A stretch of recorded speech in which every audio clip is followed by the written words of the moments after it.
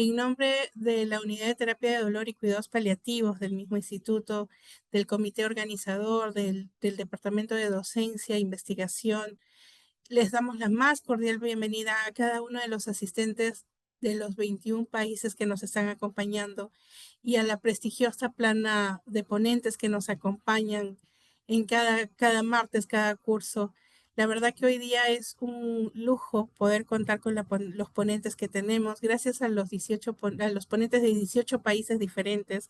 Hoy día nos toca volar imaginariamente hasta República Dominicana, donde vamos a tener a la doctora Jenny Capellán, una doctora, la verdad que para sacarse el sombrero, una doctora de lujo. Gracias por acompañarnos una vez más, doctora Jenny Capellán, a este curso y se las voy a presentar. La doctora Jenny Capellán de la República Dominicana, al igual que yo, es anestesióloga. Ella trabaja en el Hospital Metropolitano de Santiago, en República Dominicana. Tiene la alta especialidad en Medicina del Dolor y Cuidados Paliativos por el Instituto Nacional de Ciencias Médicas y Nutrición Salvador Subirán de México. Tiene diplomado en Anestesia Regional Ecoguiada, también en México, en la Universidad de Nuevo León, Monterrey. Secretaria científica de la Sociedad Dominicana de Anestesiología de la filial Norte. Es jefa de la Unidad de Dolor y Cuidados Paliativos del Centro de Cáncer del Hospital de República Dominicana, coordinadora de la residencia del mismo hospital y además es profesora y asesora jurado adscrito a la sección de posgrado de la Pontificia Universidad Católica Madre y Maestra de, la, de la universidad, creo que la PUCMM, mil disculpas, y asumo que es en República Dominicana. Por favor, discúlpeme, este término no lo llegué a encontrar. Doctora Jenny Capellán, muy bien, le damos la más cordial bienvenida. El tema que nos va a tocar escuchar con usted es sedación paliativa, no eutanasia. Muchas gracias por el tiempo que nos está compartiendo y por todos los conocimientos que vamos a aprender hoy día. Gracias. Buenas tardes a todos. Muchas gracias por la presentación. Tengo un asistente, ¿vio? Acá. Y voy a compartir pantalla.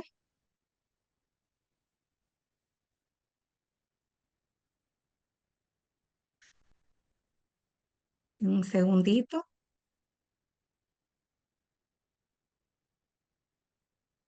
Ok, no sé si se puede ver bien acá. Sí se ve, doctora. Se ve muy bien y se la escucha muy bien. Perfecto. Entonces, nuevamente agradeciendo la oportunidad de poder dirigirme a todos ustedes ya por segunda vez en este curso de Humanizar para Sanar, ya en su versión 2025. El tema, como muy bien decía mi colega, la doctora, es a conversar acerca de sedación paliativa, no eutanasia. Esta es una foto que le quise compartir del Hospital Metropolitano de Santiago, de República Dominicana, queda al norte de mi país. Están todos invitados. Esta es la parte frontal del hospital, tiene 4 edificaciones. Estas son las 3 primeras y la parte posterior es la parte de oncología. Este es el grupo de residentes que actualmente estamos coordinando en la Escuela de Anestesiología. Y un gusto poder saludarlos e invitarlos por esto. Conflictos de interés no tenemos ninguno. Aquí de este lado, en esta barra, tenemos las sociedades a las cuales actualmente pertenecemos. Y voy a empezar mi plática colocándoles una foto. Esta foto la tomé de Google. La foto no es la foto de un paciente en particular. ¿Está bien? Y este paciente es un paciente, la historia sí es un paciente real. Lo vamos a colocar sus siglas, BSD, tiene 12 años de edad, paciente diagnosticado con cáncer de pulmón, con metástasis a cerebro, a hígado, a peritoneo. Ha tenido 9 ingresos vía emergencia en el último mes. Ha agotado ya 4 líneas de tratamiento oncológico. En la última línea ya no le ofrecieron ninguna otra alternativa por toxicidad hematológica y gastrointestinal. Y esta última vez llega a urgencias con sensación de falta de aire, indicando que sentía que se iba a morir, esa sensación de muerte inminente, que no mejoró con una mascarilla de reservorio. Primero en urgencias le colocaron cánulas de oxígeno, mascarilla de reservorio, posteriormente le colocaron ventilación no invasiva y fármacos convencionales que se utilizan en emergencias. Entonces, este paciente, me gustaría que lo recuerden, la sensación de falta de aire con sensación de muerte inminente. Imagínense ustedes estar con la nariz tapada bajo el agua y que esta nariz sea alguien que se la esté tapando, no ustedes mismos. No, ustedes no la pueden quitar, sino que esa persona tiene más fuerza y ustedes no pueden inhalar por sí mismos. Imagínense en ese momento. Ese momento es en el que llega este pequeño y nosotros entonces, ¿qué les ofrecemos? Le ofrecemos eutanasia para que ella descanse tranquilo o le ofrecemos sedación paliativa. Entonces, en el transcurso de la plática vamos a ir identificando algunas cuestiones académicas de las cuales luego vamos a poder tener eh, qué cosas le vamos a ofertar. O sea, vamos a tener nuestra propia idea clínica de qué le vamos a ofertar. Nuestra agenda va a estar dividida en generalidades. Imagino que ya, como va el curso desde mayo hasta la fecha, ya han hablado mucho de cuidados paliativos, ya han escuchado mucho de los objetivos del mismo, ya han hablado acerca de enfermedad terminal, pero sí vamos a hablar hoy de un aspecto de cuidados paliativos y es identificar bien cuando una enfermedad está en etapa terminal y en esa enfermedad sí le vamos a ofrecer sedación paliativa o si ya de plano se le va a ofrecer eutanasia. Entonces, como todo, vamos a empezar de lo general a lo particular y dentro de las generalidades vamos a empezar a hablar de, en general, los cuidados paliativos han ido incrementando su auge dado que conforme la población, no la población pediátrica, sino la población a nivel del mundo, ha ido incrementando su esperanza de vida. O sea, las enfermedades crónicas degenerativas han ido incrementando, ya hay más abuelitos, dado que hay mayor esperanza de vida. Entonces, al incrementar esta esperanza de vida, hay mayor enfermedades que van a requerir un tratamiento a largo plazo. Esto genera un alto impacto económico. Regularmente en Estados Unidos y en Europa es donde tenemos mayores tasas de reportes estadísticos, pero en Europa, que es de donde sacamos esta información, del 8 al 22% de los ingresos que fueron a urgencias fueron pacientes que ya estaban en una etapa terminal. Esto nos pone a nosotros a replantear el objetivo de la medicina actual a lo que es la tendencia mundial. La tendencia actual es un exceso enfoque de una obstinación en cuanto a la necesidad de curación. Y llegamos al paciente al famoso encarnizamiento terapéutico. Ahí le colocamos la sonda para alimentación porque me preocupa que coma, porque si no va a comer entonces va a morir porque no come. Le queremos colocar en ventilación mecánica porque entonces no va a poder sobrevivir si no es con esta máquina. Sí, entonces tenemos este paciente conectado a múltiples dispositivos y haciendo algunas intervenciones que a veces nos van a regresar a la misma situación inicial. Ahora, la tendencia mundial es llevar la atención médica a ser centrada en la persona, en la calidad de la atención a esa persona y que esa calidad de atención sea a un costo razonable y que esto permita que la persona pueda tener una vida digna desde el momento del diagnóstico de esta patología hasta el momento de su muerte. Entonces, se nos pide que hagamos interacciones como estas, cursos, talleres, capacitaciones, para que las personas que están trabajando en el ambiente médico tengamos una preparación más hacia esta tendencia mundial. Una vez se identifican este tipo de pacientes, centremos nuestra atención en la persona. Entonces, los cuidados paliativos no es algo que desde ahorita ya se implementaron, ya ustedes están viendo que estas son cosas que vienen desde hace muchos años, pero en la Asamblea 67 de la Organización Mundial de la Salud, en el 2014, se habló acerca del fortalecimiento de los cuidados paliativos y ahí se habló de qué eran. Y le puse aquí entre comillas y en letra cursiva que los cuidados paliativos son un planteamiento que mejora la calidad de vida. Y en rojito le puse de pacientes adultos y niños. La población pediátrica es una población olvidada. Fíjense, esa edificación de mi hospital que les mostré al principio es una edificación bastante grande. Sin embargo, la población pediátrica que tenemos en nuestra unidad de cuidados paliativos es mínima en comparación con la cartera de servicios que brindamos. La mayoría de los pacientes son adultos. Los niños, casi sus médicos tratantes, no solicitan cuidados paliativos para los pacientes pediátricos. Estos pacientes van a ir incrementando conforme vaya avanzando el crecimiento de la población y se ha visto que actualmente un 40% de la población en el mundo requiere cuidados paliativos, pero que aproximadamente para el 2060 un 87% de la población va a requerir este tipo de servicio. Entonces, en cuanto a cuidados paliativos pediátricos, estamos hablando. Aquí ya me salí de mi presentación, ya vuelvo otra vez. Denme un segundito. ¿Ahí me siguen viendo? Sí, doctora, está bien. Ok, entonces, en cuanto a los cuidados paliativos pediátricos, aquí, como toda el área de cuidados paliativos, tanto para adultos como para niños y ya también para pacientes geriátricos, tienen el objetivo principal de mejorar la calidad de vida, no solamente del niño que está afectado, sino también de su familia. Y no para tratar los aspectos físicos que involucran la enfermedad, sino también los aspectos emocionales.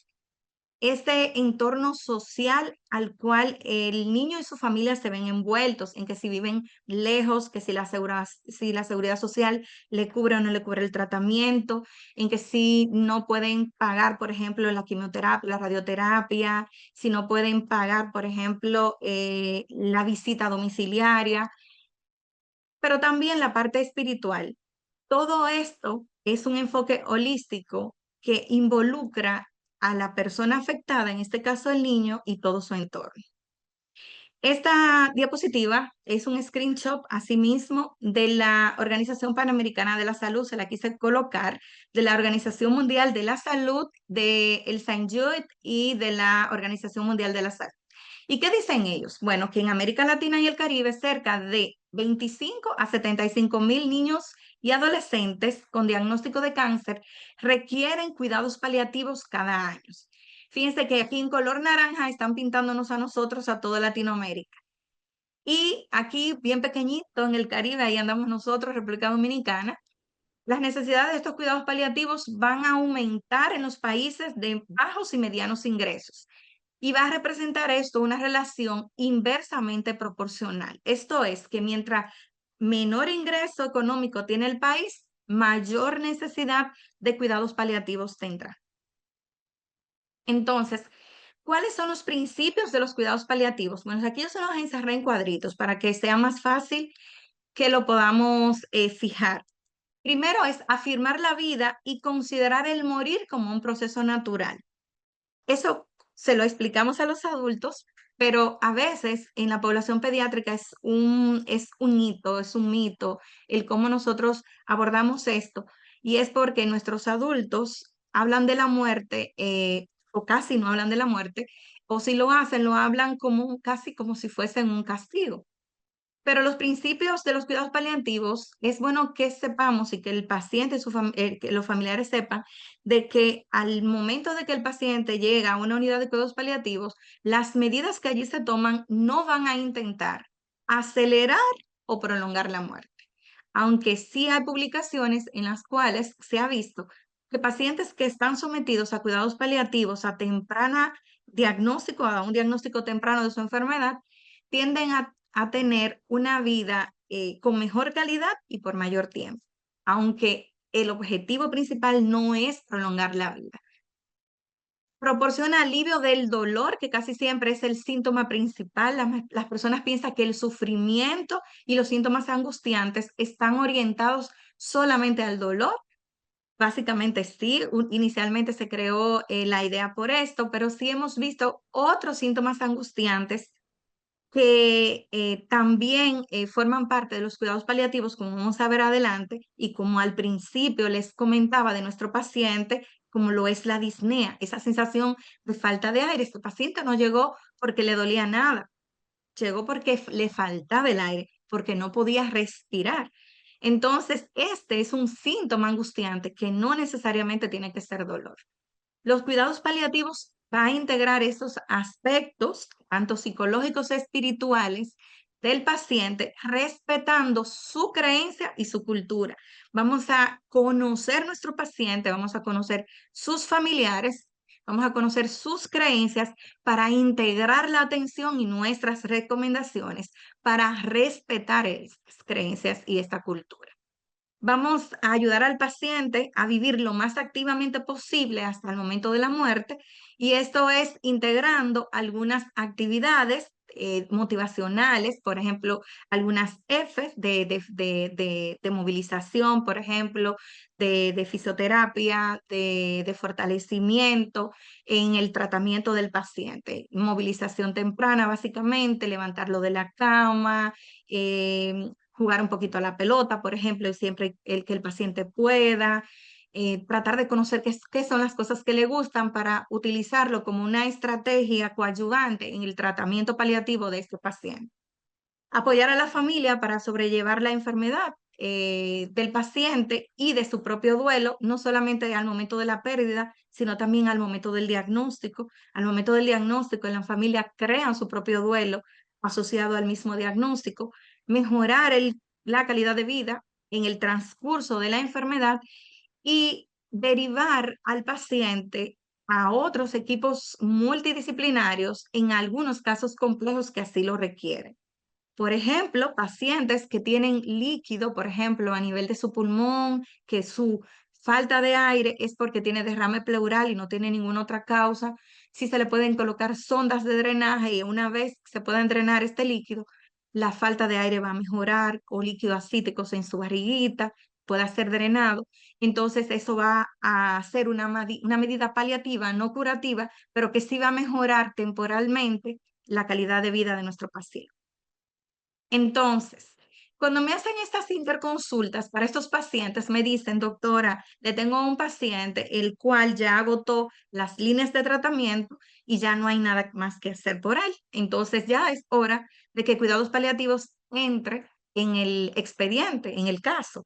Y yo me pregunto, ¿en serio, cuando ya no hay nada más que hacer?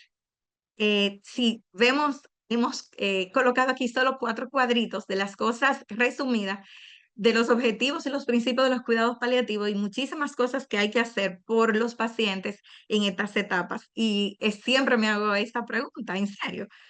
No hay nada más que hacer, claro que sí, muchas cosas hay que hacer, y por eso estas capacitaciones.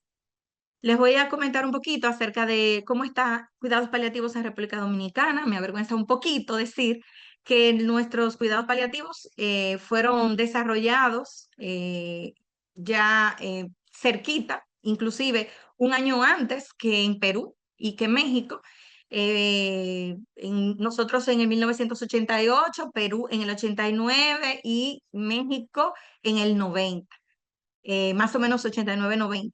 Sin embargo, México y Perú han ido avanzando muchísimo más que nosotros como país en cuanto a cuidados paliativos. Y les digo porque actualmente los equipos de cuidados paliativos de nuestro país apenas son 16 equipos para todo el país. Y de esos equipos de cuidados paliativos, cuando los comparamos por la tasa por millón de habitantes, nos da un total de cero, porque es 0,92%.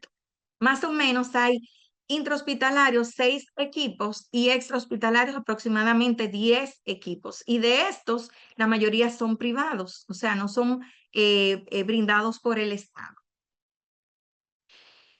En cuanto al acceso de opioides y de algunas sustancias necesarias, solamente fentanilo, morfina en infusiones, nosotros podemos tener acceso en los hospitales privados, en los hospitales públicos con un poquito mayor de limitación, oxicodona en tabletas en los hospitales privados, en algunos centros oncológicos con algunas limitaciones también.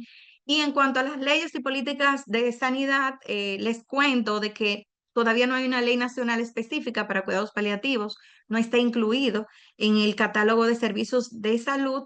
También en cuanto a la parte de educación, este año pasado se abrió una escuela de medicina del dolor y de cuidados paliativos en el Instituto Oncológico en Santo Domingo, que es la capital de nuestro país. Entonces esperemos que esto sea como la chispa para que las cosas a futuro vayan a mejor. Entonces, cuando nosotros revisamos esta publicación en Lancet, nos dicen qué tan importante es incluir los equipos de cuidados paliativos desde el principio. Bueno, ellos nos dicen que hay dos equipos y los comparan. Por ejemplo, un cuidado paliativo tradicional y un cuidado paliativo temprano. El cuidado paliativo tradicional es el que estoy representando arriba, en donde inmediatamente se le da el diagnóstico al paciente.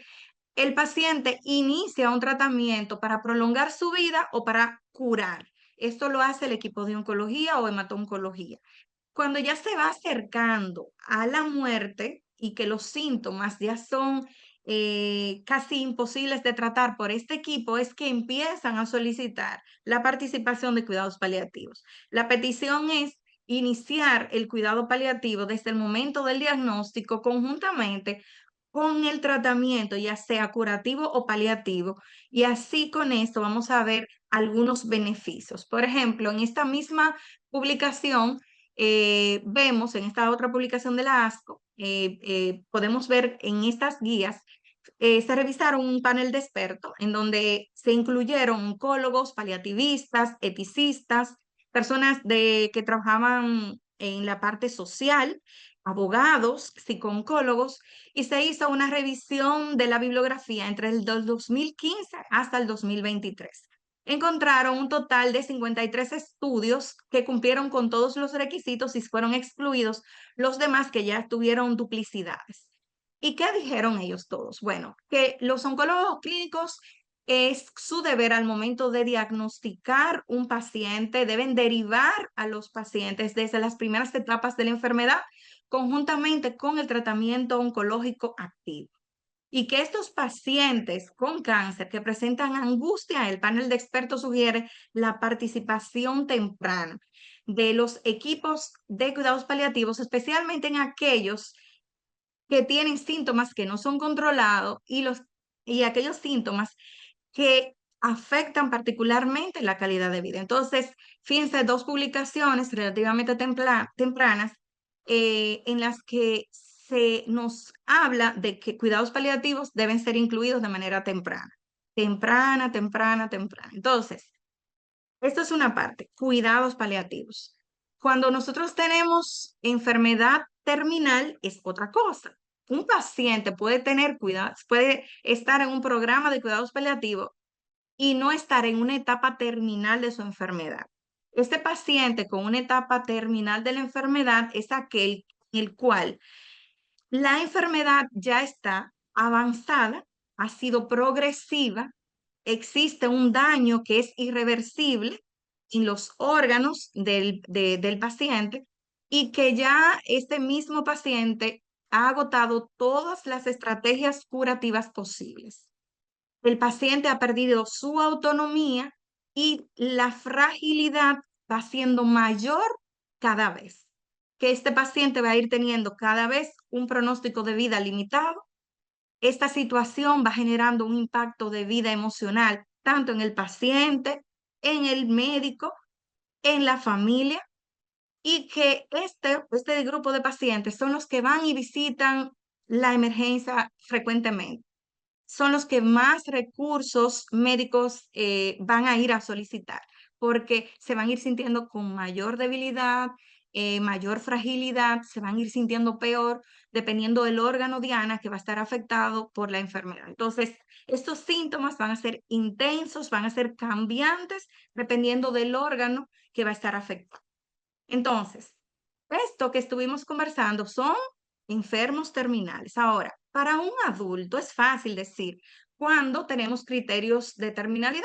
Tenemos criterios de terminalidad oncológicos y no oncológicos. Están claramente establecidos por la SECPAL. Aquellos criterios de terminalidad en el paciente oncológico es aquellos que constan de un diagnóstico ya oncológico avanzado, progresivo e incurable, que se ha demostrado desde el punto de vista histológico una metástasis a órgano a distancia, etapa clínica 4, con metástasis a cerebro, a hígado, a médula o a pulmón múltiple, y que ha recibido terapias eficaces que ya están demostradas de manera científica y que en este paciente ha tenido una nula respuesta.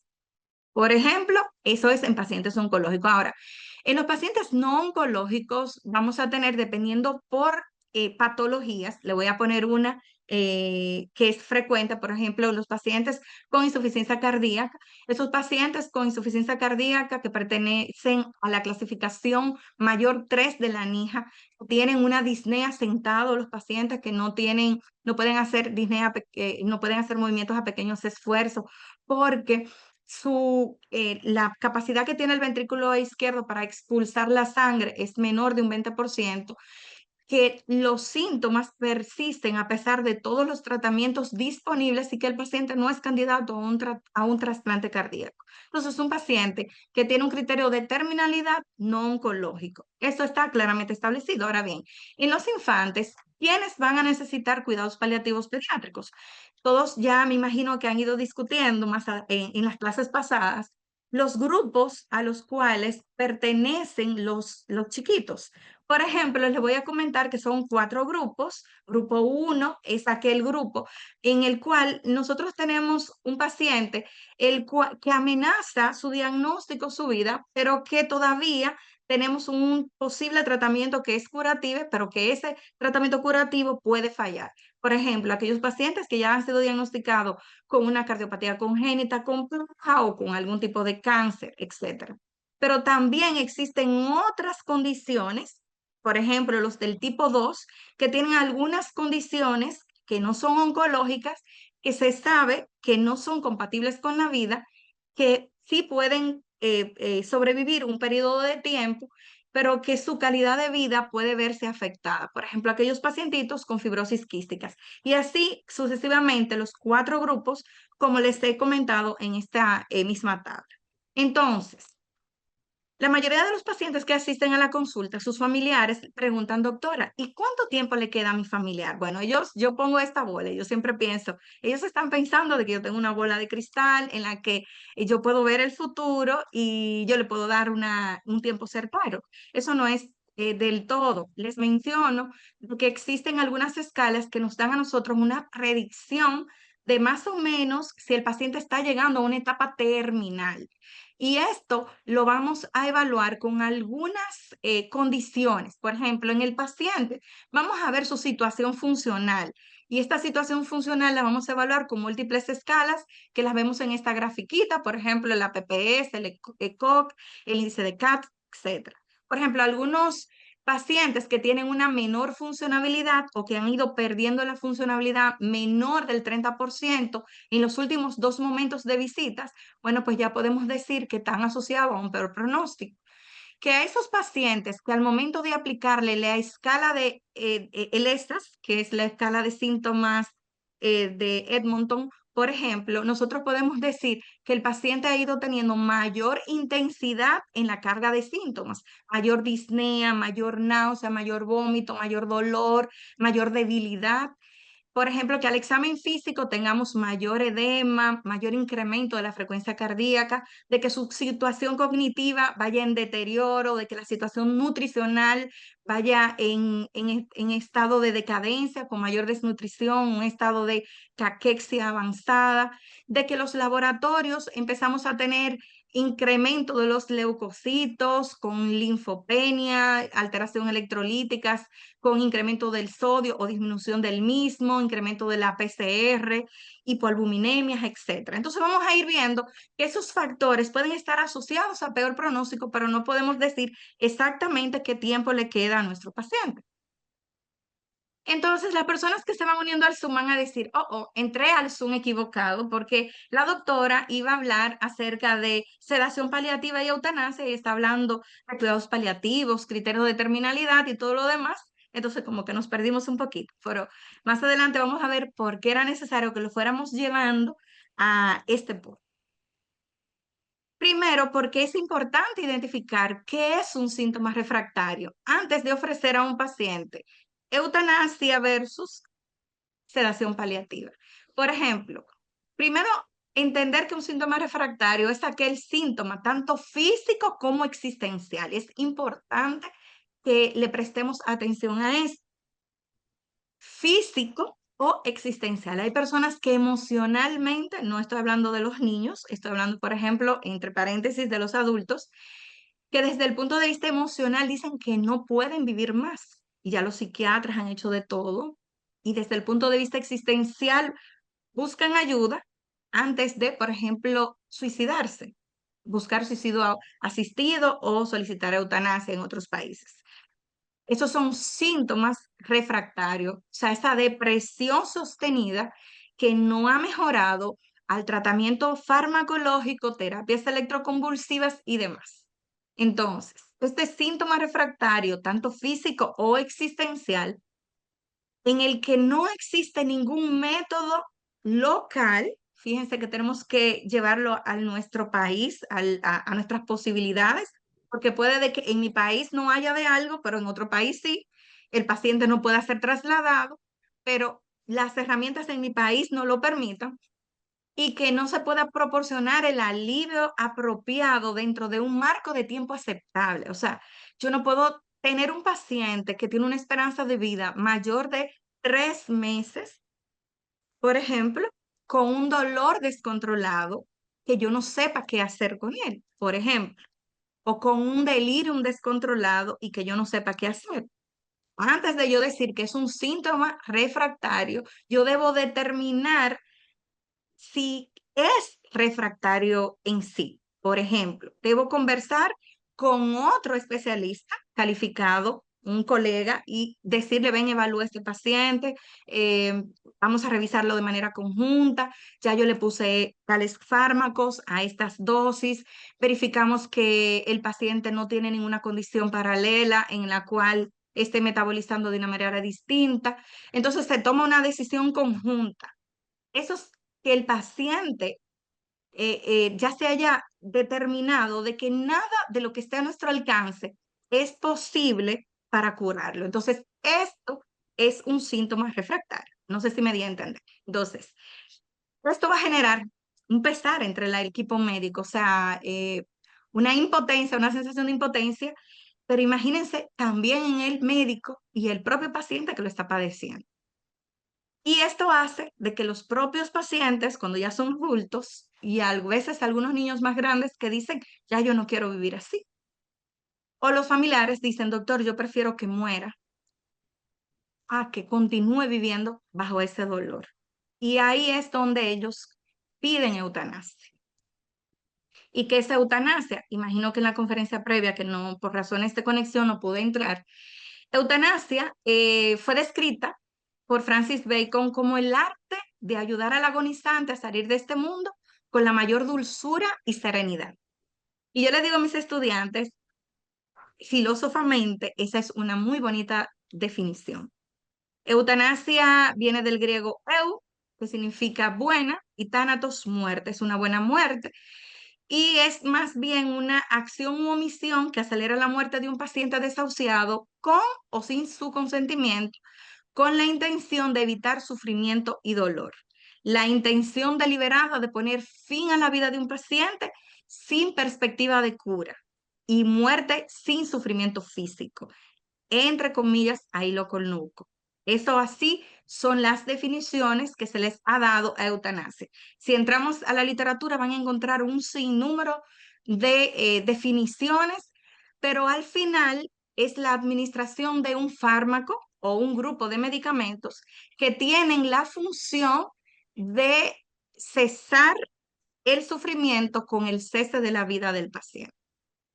Entonces, es la realización de forma intencional y con conocimiento de un acto, o sea, sé lo que estoy administrando y sé para qué lo estoy haciendo. Tengo una clara intención de poner término a la vida de otra persona.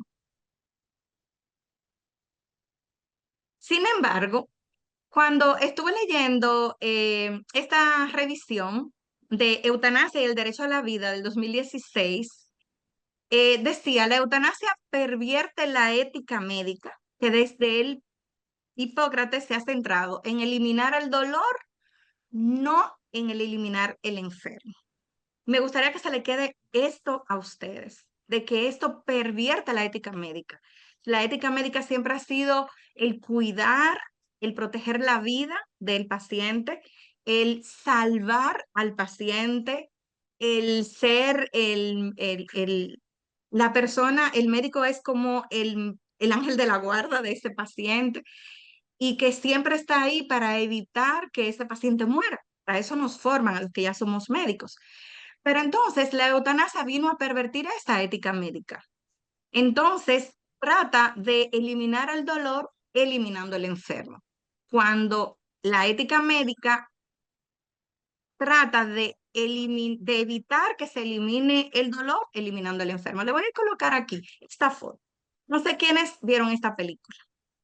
Imagino que muchas personas la vieron. Me Before You es una película en la cual eh, al inicio se pone a este joven muy guapo, una persona con una perspectiva de vida muy bonita, muy próspera, se veía muy deportista, atlético, todo lo demás, y tiene un accidente, cae y queda parapléjico. Entonces, la película te pone ese escenario de esta persona que era muy libre, vamos a decirlo de esa manera, que era feliz haciendo deporte, que era feliz yendo y viniendo y quedar cuadripléjico sin poder mover sus manos, sin poder mover sus piernas, quedar en una silla de ruedas, con múltiples neumonías a repetición por el encamamiento, por lo que haya sido. Entonces, pone de manera romántica el hecho de la decisión de que él termine con su vida. Entonces, pensar en esto, en que pervertir la ética médica desde Hipócrates, que se ha centrado en eliminar el dolor, no en eliminar al enfermo, me hizo ver la película de una manera un poquito más distinta.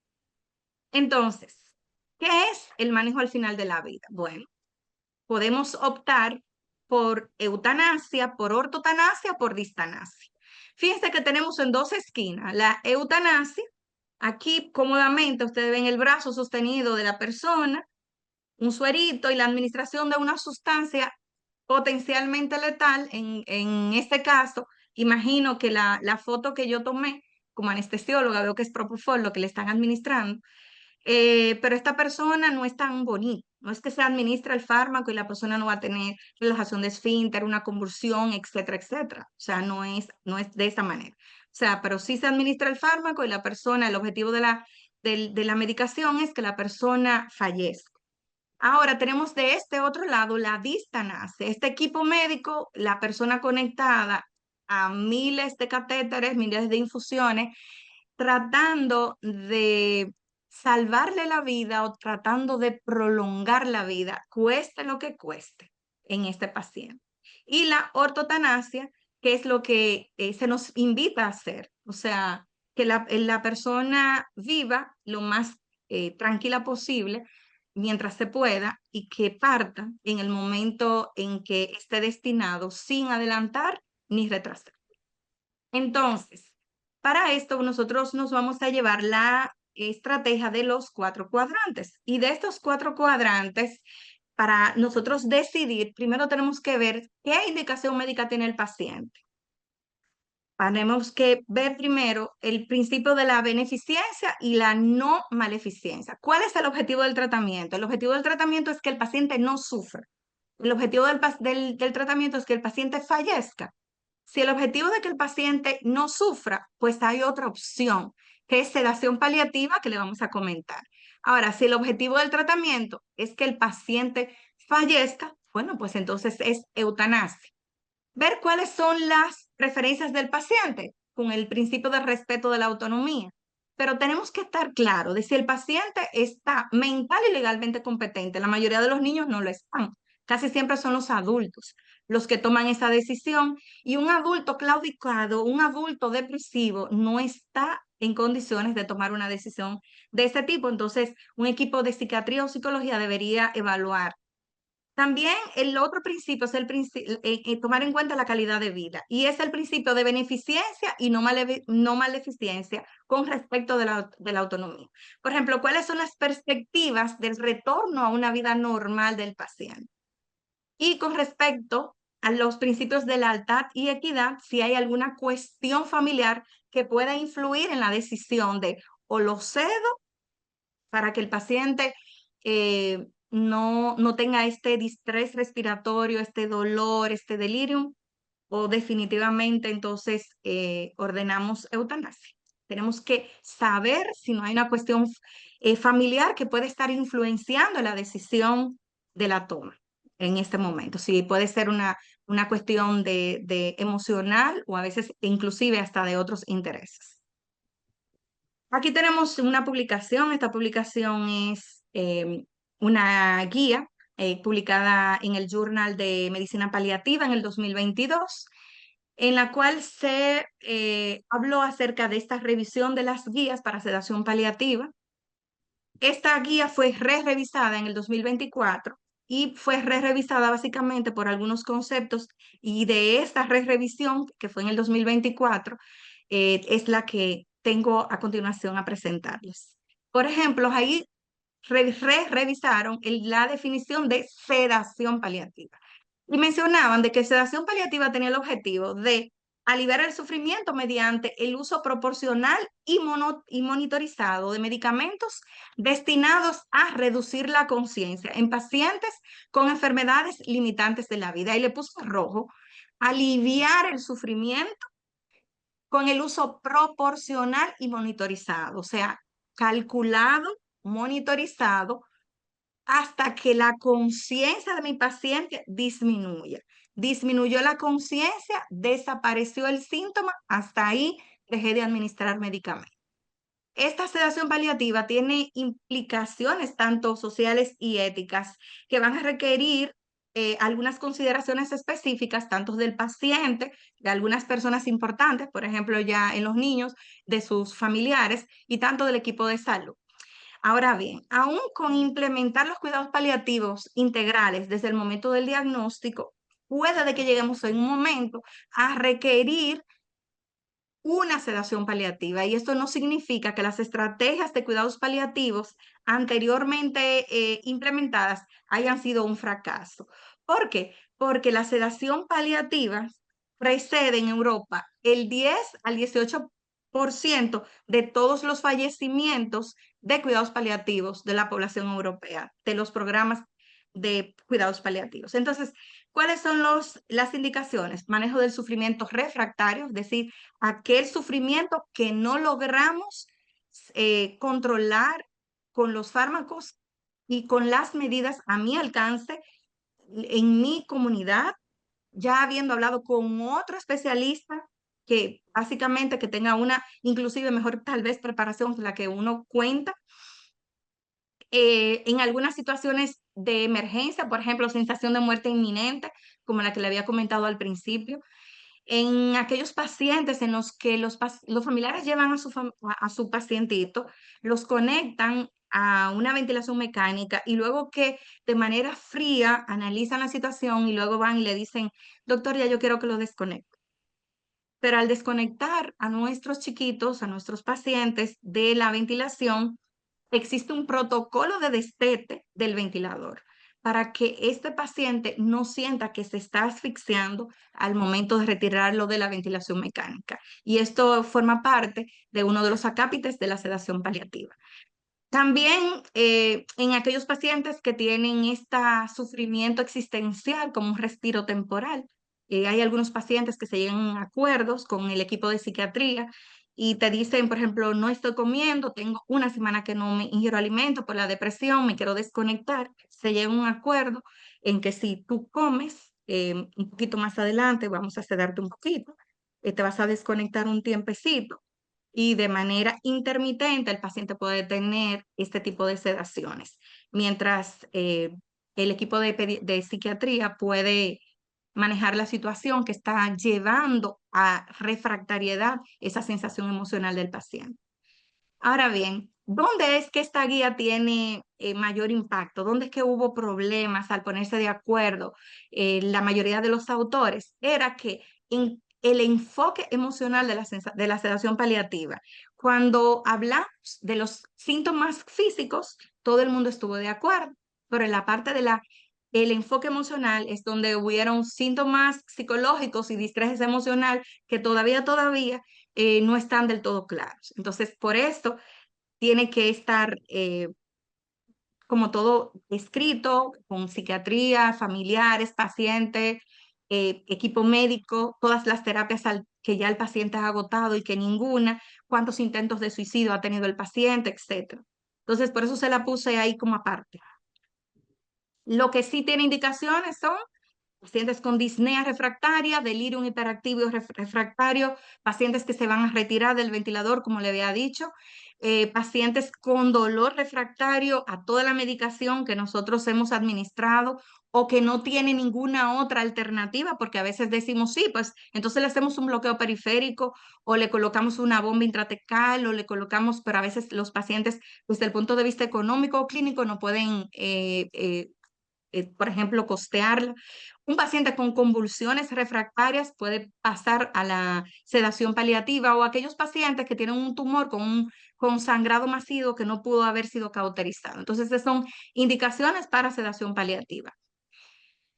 Ahora, inmediatamente conocemos a nuestro paciente en la consulta. Lo ideal es que hagamos una conversación, inmediatamente vayamos tomando confianza con el padre, con la madre, con los familiares, cuáles serían los posibles escenarios de acuerdo a la patología de base de nuestro paciente. Por ejemplo, si decimos, bueno, nuestro pacientito tiene una lesión tumoral que hace metástasis a futuro a pulmón, pudiéramos tener en algún momento sus pulmones ocupados por estas lesiones tumorales que impida que haya un intercambio de oxígeno apropiado y que nuestro chiquito, a pesar de que haga inhalaciones, su pulmón no va a tener este intercambio que va a favorecer y este chiquito va a tener, probablemente pueda tener sensación de que le falte el aire. Sí hay estrategias farmacológicas, sí hay nebulizaciones paliativas con opioides, sí hay otros fármacos que se pueden colocar, pero puede de que llegase a ocurrir un momento en donde esto no sea suficiente y estudiaría el escenario de una opción de que es sedarlo para que su chiquito no sienta que se está asfixiando. Irle planteando ese escenario. Documentar estos acuerdos y que esos acuerdos sean de fácil acceso, más cuando hay más de un médico en el equipo, más cuando no es solamente un médico de cabecera el responsable de estos pacientes, sino que eso es todo un team. Si no estoy yo, la otra paliativista que esté pueda acceder fácilmente en el expediente y ver que sí estuvo ese acuerdo firmado. Hay lugares donde hay voluntad anticipada en las que desde el punto de vista legal las personas lo pueden firmar como un acto notariado o como un consentimiento informado en caso de que no exista. Ahora, eso es antes. Llegó el paciente ya con el síntoma refractario. En este momento volvemos a aclarar las dudas. Recuerde, los fármacos que vamos a administrar no son para terminar con su vida, son para limitar su conciencia y que no sienta que se está asfixiando. La enfermedad va a cursar inmediatamente. Recuerde que estamos en una etapa terminal y no necesariamente los medicamentos que estamos colocando son los responsables de la partida de su familiar, para que ellos les quede claro que no es un acto de eutanasia lo que acaban de firmar. y que vamos a ir a repetir las razones por las cuales estamos llevando al paciente a sedación. Vamos a mantener monitorizado a nuestro paciente de manera estrecha por un personal ampliamente capacitado y en caso de que el familiar diga, no, detenga la sedación, yo no quiero, estar listos para revertir los fármacos que estemos colocando. Ahora bien, después de la sedación paliativa, el paciente puede tardar horas, días, el paciente en fallecer bajo la sedación, mantener esa familia durante ese tiempo bajo apoyo, estar presente, dándoles información, que ellos se mantengan viendo, o sea, con su familiar, que estar atentos de que todo lo que se está haciendo, de que se es cuidando el confort del paciente, de que se están dando sus medidas de higiene, de que se está cuidando la prevención de úlcera, de que se le está cuidando como persona. Entonces, posteriormente, al momento de su partida, brindar el apoyo emocional y estar prestos a brindar la información requerida y acompañarlos ya al duelo. Entonces, ¿tenemos opciones de sedación? Sí. La primera opción es una sedación superficial. Inicialmente, medimos la conciencia del paciente. Tenemos unos monitores que los utilizamos en anestesiología para medir la profundidad de la sedación y vemos que nuestra sedación se mantenga con un grado superficial y si en esta superficialidad de mi sedación ya es suficiente para que el síntoma desaparezca, desapareció el dolor, desapareció la convulsión, desapareció el delirio, paró la infusión y solamente se le deja dosis de mantenimiento con la monitorización adecuada.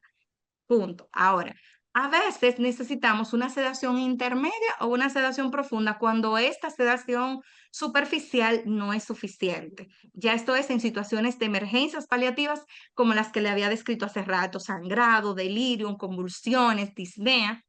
Y las sedaciones intermitentes y profundas ya son aquellas que se le pueden brindar como una opción de inicio para el alivio temporal, para el distrés existencial, en lo que se espera otro enfoque terapéutico.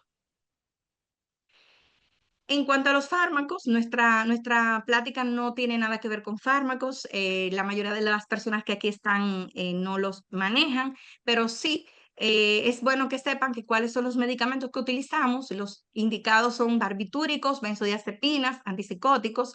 Y aquí les estoy poniendo algunos ejemplos de los más recomendados en esa guía que les mencioné. Mencionan que de los barbitúricos, la clopromacina, la levomepromacina, de las benzodiazepinas, el midazolam, el lorazepam, de los antipsicóticos, el fenobarbital. No utilizar opioides ni haloperidol como fármacos de sedación paliativa porque pudiesen potenciar efectos y convertirse en fármacos eutanáticos.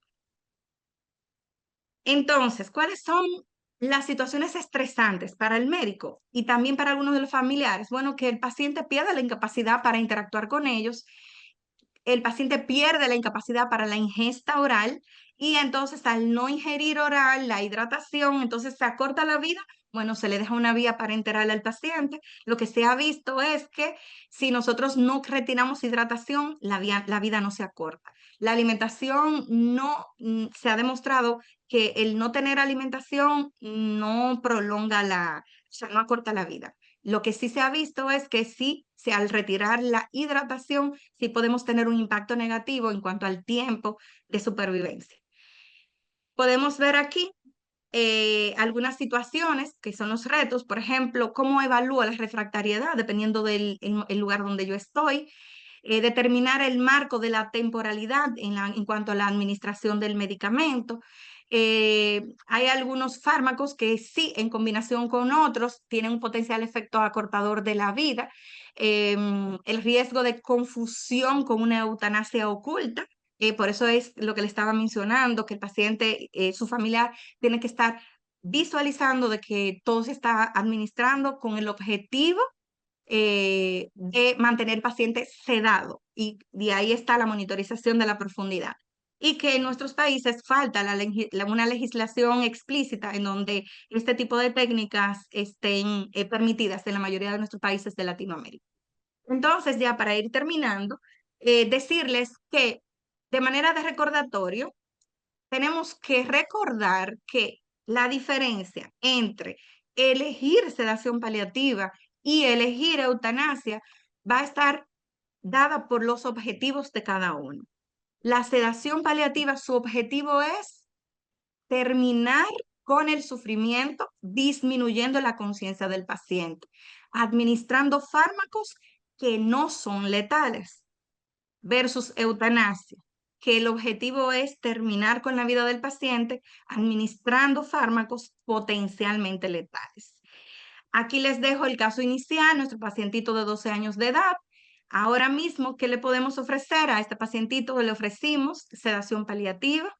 Estuvo 4 días en sedación paliativa con una disnea controlada.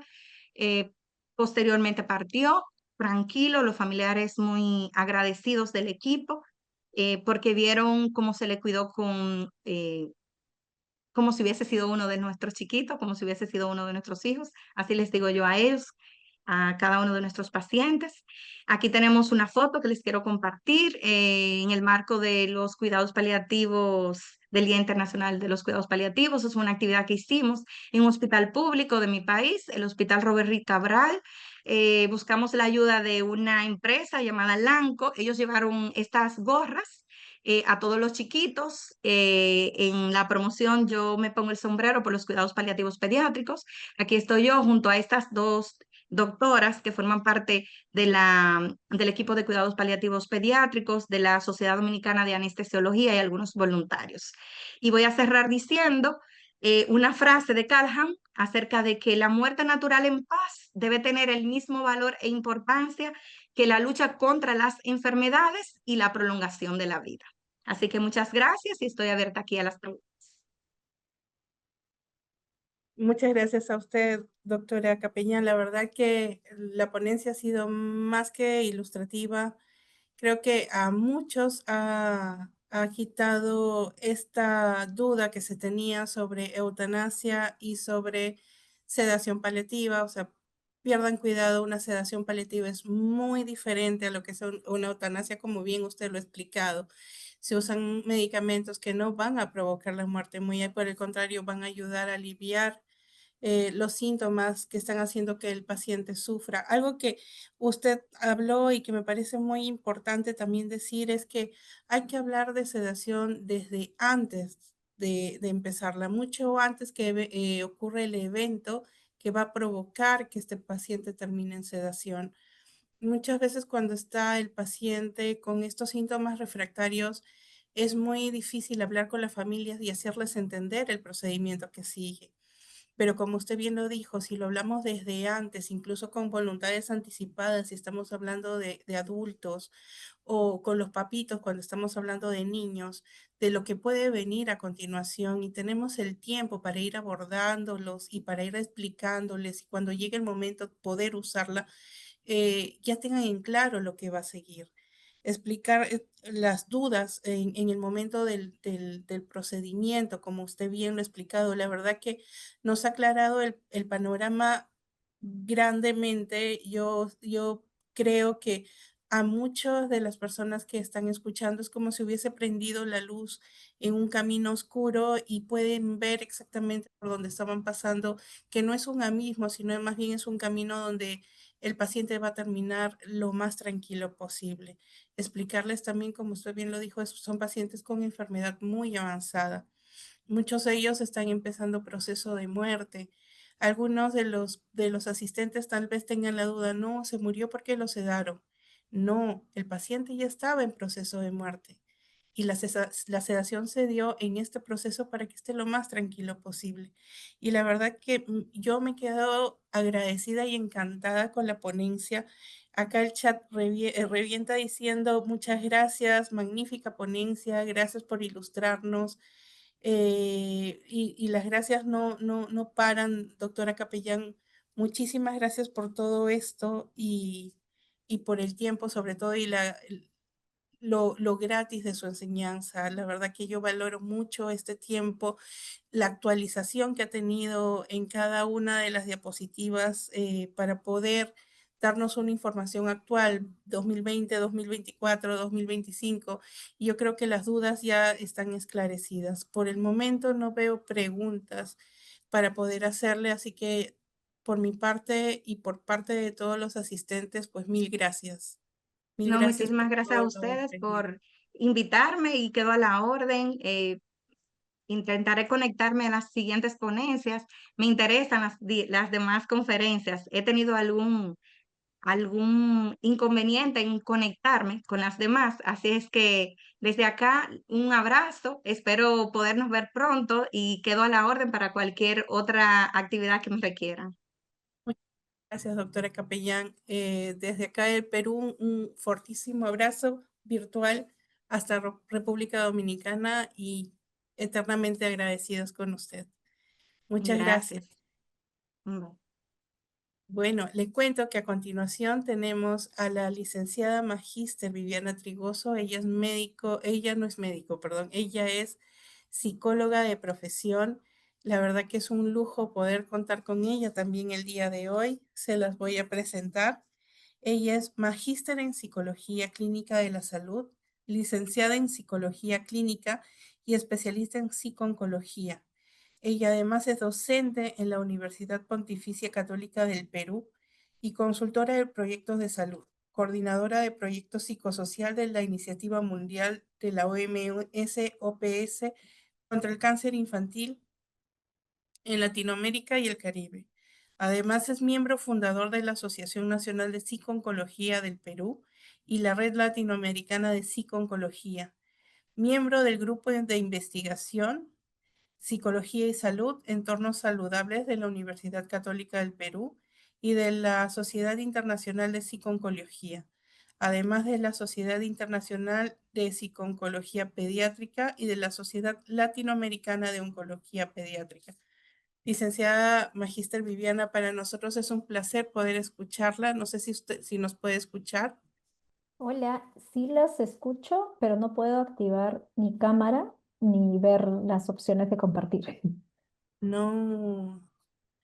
A Creo ver, que hay un permiso como panelista o algo así. Hola con todos, disculpen las fallas técnicas. no, no, disculpen usted Sí, más doctora, bien. ahí la siento, no se preocupe. Perfecto. Gracias, Carlitos. Ahí está. A ver, acepte, por favor.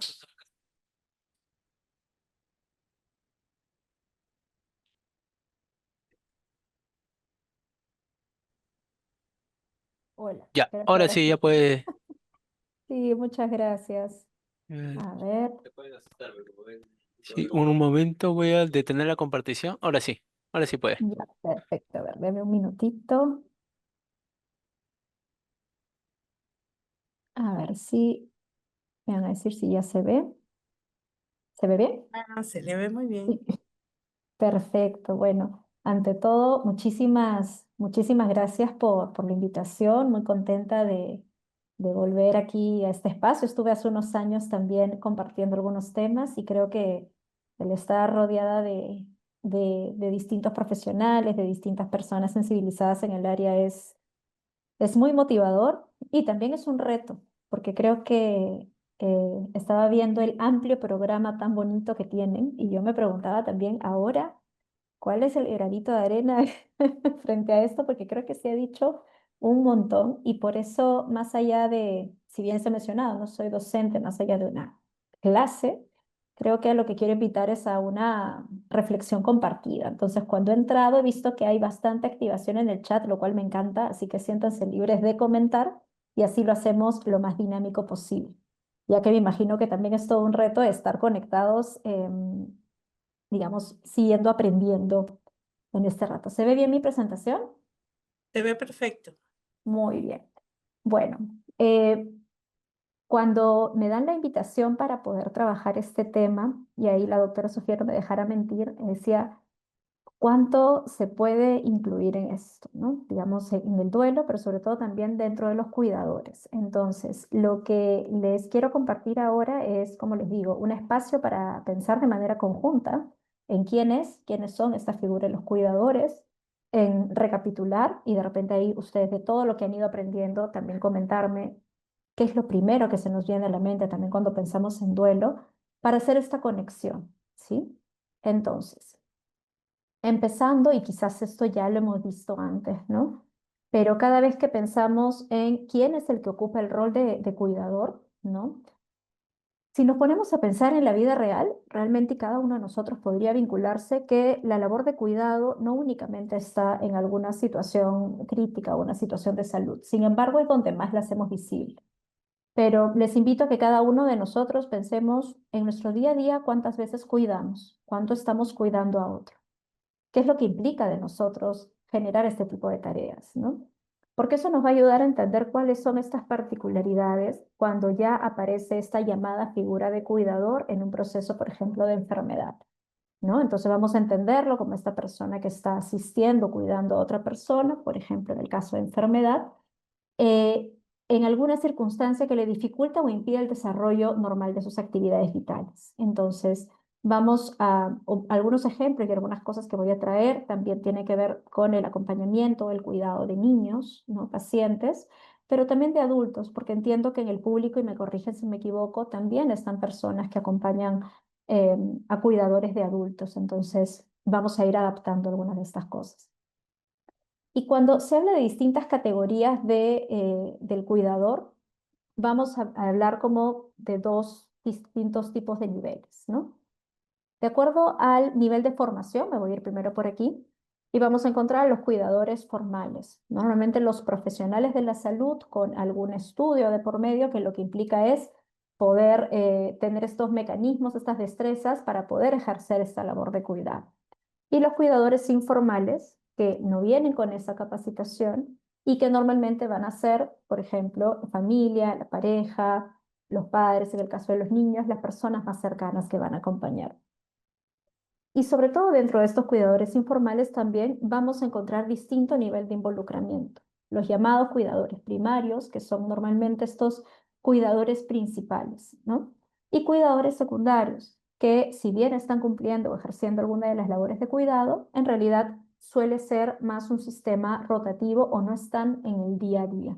Y esta diferenciación es importante porque si bien podríamos decir la distancia es diferente, más bien podríamos decir son perspectivas, ¿no? Son vivencias distintas que también conviene atender, porque a veces podemos caer en el prejuicio de pensar en que el cuidador principal sufre más o vive de manera más intensa frente a aquel que no ha estado ejerciendo continuamente la labor de cuidado, por ejemplo, por estar trabajando.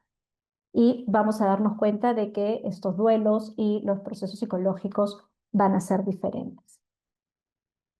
Entonces, aquí me gustaría de repente, si algunos se animan a mencionar de manera chiquita a través del chat, cuando hablamos de cuidar, qué cosa implica, qué palabras, qué significados asociamos al cuidar, para saber que todos estamos más o menos en la misma sintonía. No sé si se animan a colocar mediante el chat. Acompañar. Gracias, Griselda. Sin pensarlo mucho lo que se nos viene. Cuidar, atender. Puede ser desde lo más positivo, inspirador, o también lo difícil, ¿no? Estar, importante, asistir, acompañar, cuidar, respetar. Vayamos leyendo todas estas palabras para también ver cómo lo que implica el poder ejercerlas, todas son verbos, lo que implica ejercerlas y además continuamente, más en una situación difícil. El estar para el enfermo con toda mi atención según su gravedad. Ayudar. A ver, por ahí algunos más. Ayudar. Atender a otros en sus necesidades, acompañar. Y así, conforme vayamos hablando, les invito a que podamos tener presente esto que significa, para que no que nos quedemos solamente también con una idea y ver que cuando nos relacionamos con un cuidador, nos estamos relacionando con una persona, con sus características particulares, pero que también viene ejerciendo todas estas labores que van mencionando. Entonces, si los copio ustedes, es una persona que está ayudando, que está atendiendo a otro, que está sirviendo, que está brindando amor, que está presente, ¿sí? Que está preservando, que está brindando contención. Entonces ahí nos damos cuenta que ya estamos hablando de más allá de un tema asistencial, de un involucramiento completo. Entonces, donde la persona muchas veces se posterga a sí misma para poder dedicarse a esta labor de cuidado, como bien mencionan aquí también con compromiso, ¿no? Muchas gracias por esa participación. Y uniéndolo un poco a lo que también nos compete el día de hoy, me imagino que en distintos momentos ya hemos estado viendo los significados de duelo como tal, que sabemos que deriva de la palabra dolor, ¿no? El duelo aparece como una reacción normal ante las pérdidas, distintas pérdidas, ¿no? Y la expresión, como vamos a ver, no es universal, no existe una única forma para vivir el duelo. Y existen distintas expresiones, ritos culturales. Esto es especialmente importante cuando vamos viendo también, teniendo la apertura y el espacio a poder compartir con distintas personas, ¿no? Y algo también clave es que esta actitud social ante los duelos, ¿no? También hace que nosotros seamos más abiertos a poder recibir estas distintas manifestaciones o que más bien podemos restringir expresiones naturales del duelo, ¿ya? Entonces, eso como un criterio especial a tener en cuenta. Como recordar qué tipo de pérdidas podemos tener. Algunas vamos a hablar de la vida, de aspectos de uno mismo, de objetos externos, pérdidas emocionales ligadas al desarrollo. Se dice que las personas transitamos por duelos también conforme vamos avanzando en edad, vamos pasando distintos hitos de vida, incluso hasta cuando pasamos aspectos que podríamos decir positivos, favorables, pero también implica un dejar atrás algo. Cada vez que dejamos atrás algo, se nos puede estar activando un proceso de duelo. Entonces, desde ahí, con esto que les voy diciendo, ya pongámonos a pensar cuáles son estos aspectos que se quedan atrás, estos aspectos perdidos, cada vez que uno asume una labor de cuidado, especialmente de una condición ya más crónica y de un periodo prolongado también por pérdida de salud, ¿no? Hay distintas dimensiones, distintas manifestaciones que se dan del duelo, ¿no? Vamos a tener una dimensión más física y aquí el lenguaje emocional, como vamos a ver, y el lenguaje corporal marca mucho. Si yo les pregunto a ustedes, y ya los voy a tener el gusto de poder acompañarlos en noviembre para ya trabajar nuestros propios duelos como profesionales, pero igual me adelanto, ¿no? Si nosotros nos ponemos a pensar en cómo sentimos este dolor emocional, ¿cuáles son estas partes del cuerpo que se nos activan? ¿Cuáles son estos detonantes, estas señales que me hacen decir que en ese momento estoy en dolor? El reconocer las que tenemos nosotros nos invita también a poder comprender mejor la experiencia del otro. La dimensión emocional, cuáles son las distintas emociones que se van activando producto de ello. La dimensión cognitiva, los distintos pensamientos que surgen y que a veces pueden llegar a ser rumiativos y de dar vueltas frente a ello. La conducta, que es lo que realizamos al respecto, la dimensión espiritual como esta conexión con la trascendencia, la dimensión social también en la interacción con los demás, ¿no? Me imagino que esto lo han visto en distintos momentos, pero a veces lo vemos más desde la perspectiva del paciente y no lo hemos estado viendo tanto desde la perspectiva de la familia o estos cuidadores informales. Entonces, les invito a que tengamos en mente, si ustedes van teniendo en mente algún paciente, alguna familia en particular, para que podamos tratar de graficar lo que vamos a ir conversando ahora. Entonces aquí les pido nuevamente participar un poco, ¿no? A partir de esto que hemos visto, si por ahí un par de ideas que consideran, que creen que implica este duelo en cuidadores y de todos estos aprendizajes que han ido teniendo hasta ahora, ¿no? ¿Qué cosa creen que es clave tener a la hora de acompañar a un cuidador?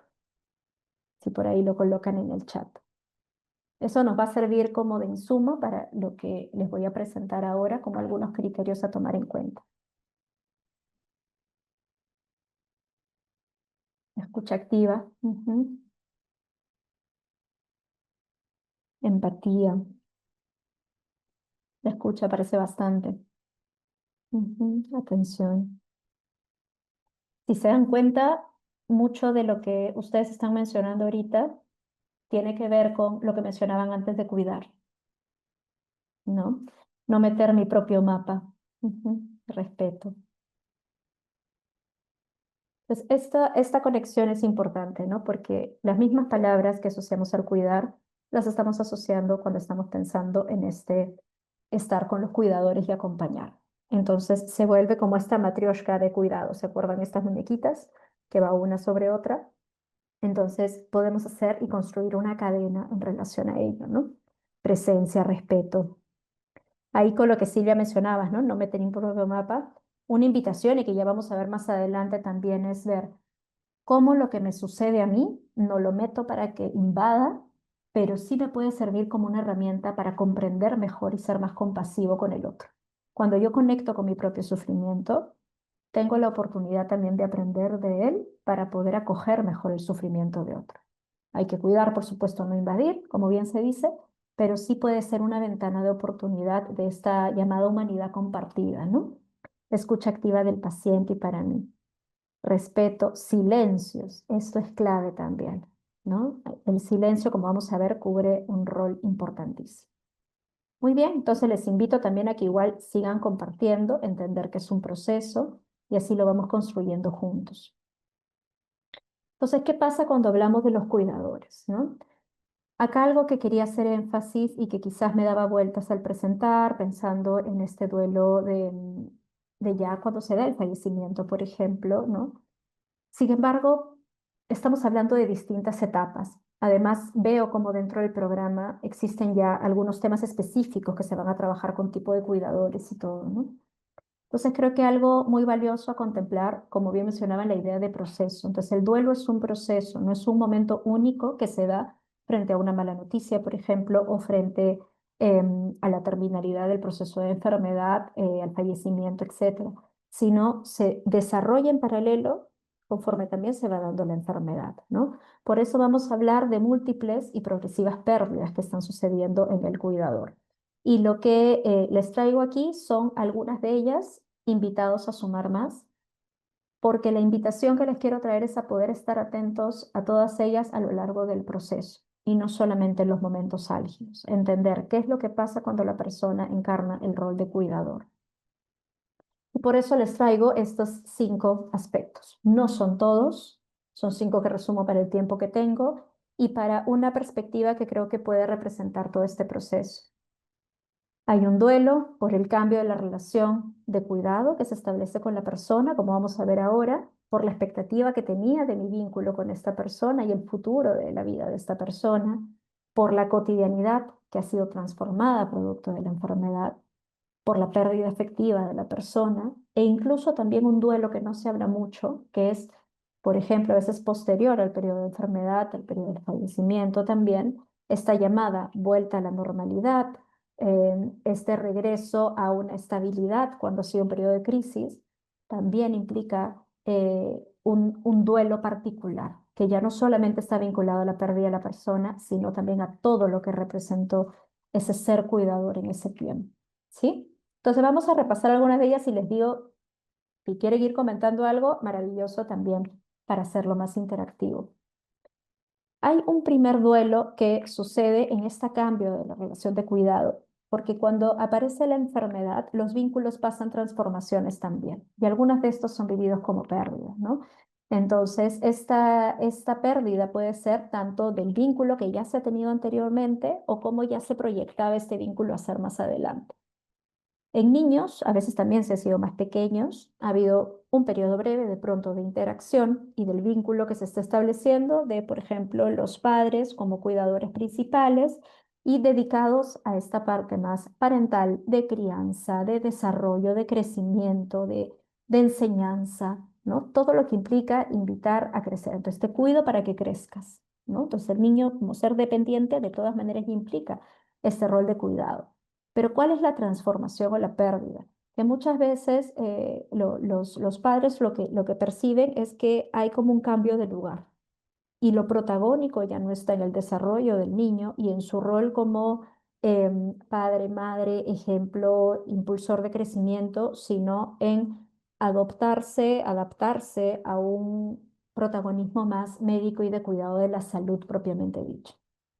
Tal es así que se dice que también se puede hacer como una pérdida de esta autoridad parental. Entonces, de lo que el padre es el que sabe más de sus hijos en su momento, no, se vuelve el médico, el personal de salud, el que conoce más.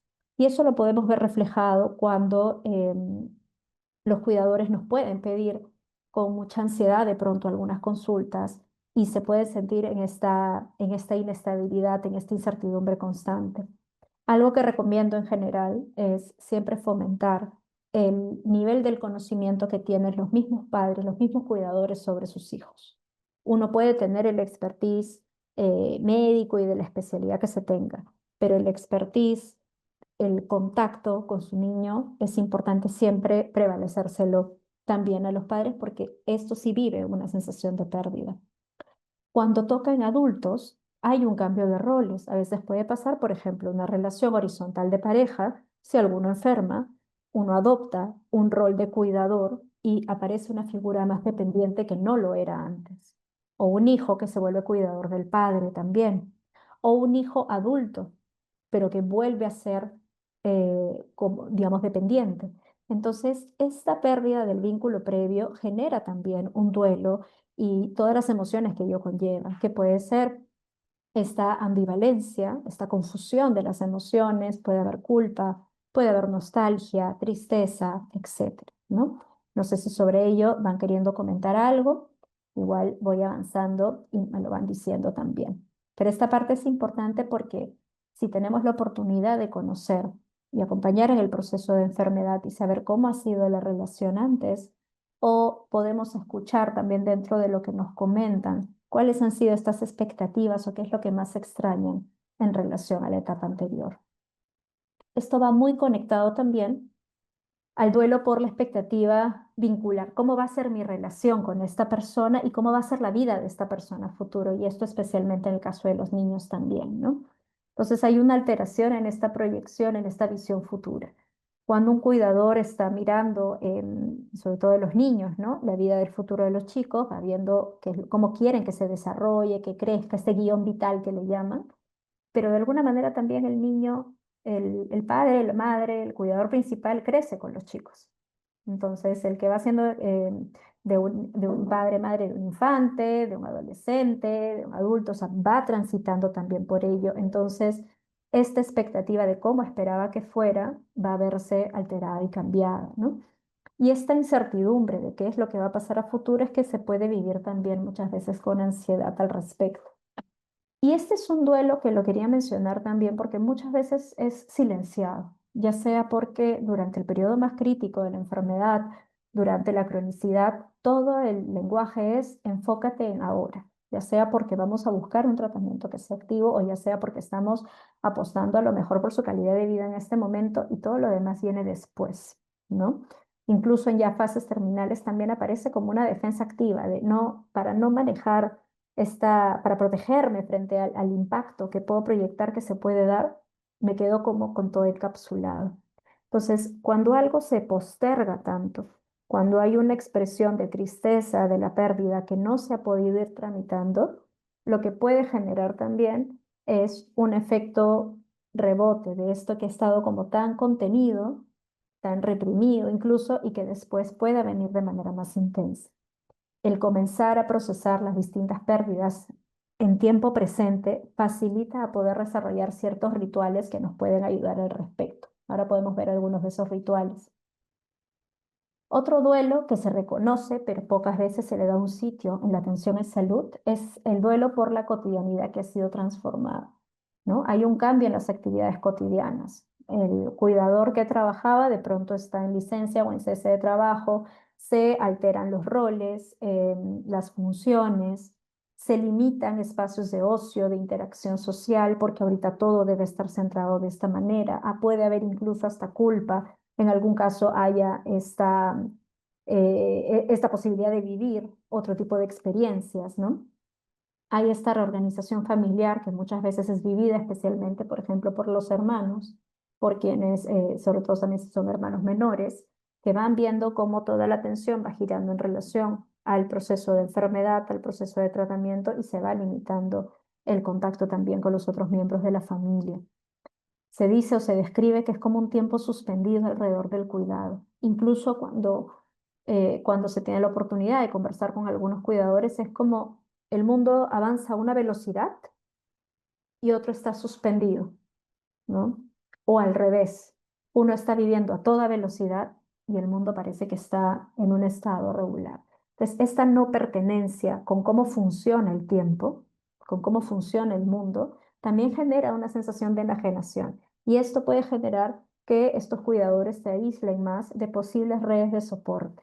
Un criterio clave que tenemos que consignar cada vez que vayamos a trabajar también con una familia, con unos cuidadores, es ver quiénes son las redes de soporte más cercanas, especialmente si vamos a ir anticipando que hay situaciones críticas.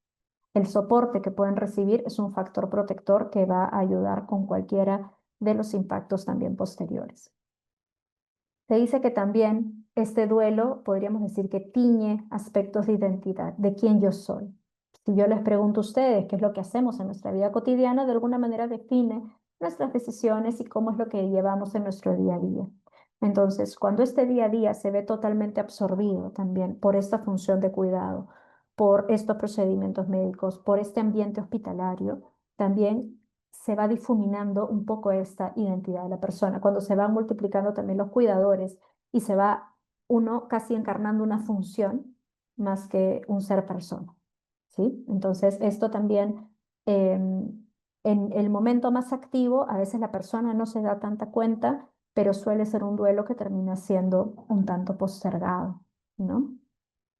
Y por supuesto llegamos al duelo por la pérdida de la persona, pero aún así esto no únicamente hablamos a partir de la mortalidad, a partir del fallecimiento, sino vamos a encontrar, por un lado, un duelo anticipado, que también podríamos estar viéndolo en algunos de los aspectos que mencionaba antes, ¿no? Ya sea emociones, pensamientos, resignificaciones, antes del fallecimiento, ¿no? Sobre todo cuando ya vamos pensando o vamos reconociendo que esto es inminente.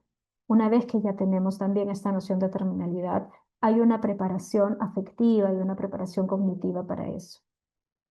Hay algunos cuidadores, algunas personas que frente al impacto se saltan esa fase, por decirlo, ¿no? Es como una resistencia a poder prepararse, porque también el prepararse es como que estuvieran acelerando el tiempo, ¿no? Por ejemplo, incluso hay algunos que tienen la dificultad de comenzar a nombrar cosas con su ser querido porque se dan cuenta que los tiempos en la verbalización van cambiando. Por ejemplo, que se les escapa ya hablar en pasado. Es que ha sido siempre un niño muy alegre y de pronto no ha fallecido aún, ¿no? Y puede haber un sentimiento, y dentro de la familia también una multiplicidad de confusiones, ¿no? ¿Por qué se está hablando ya en pasado?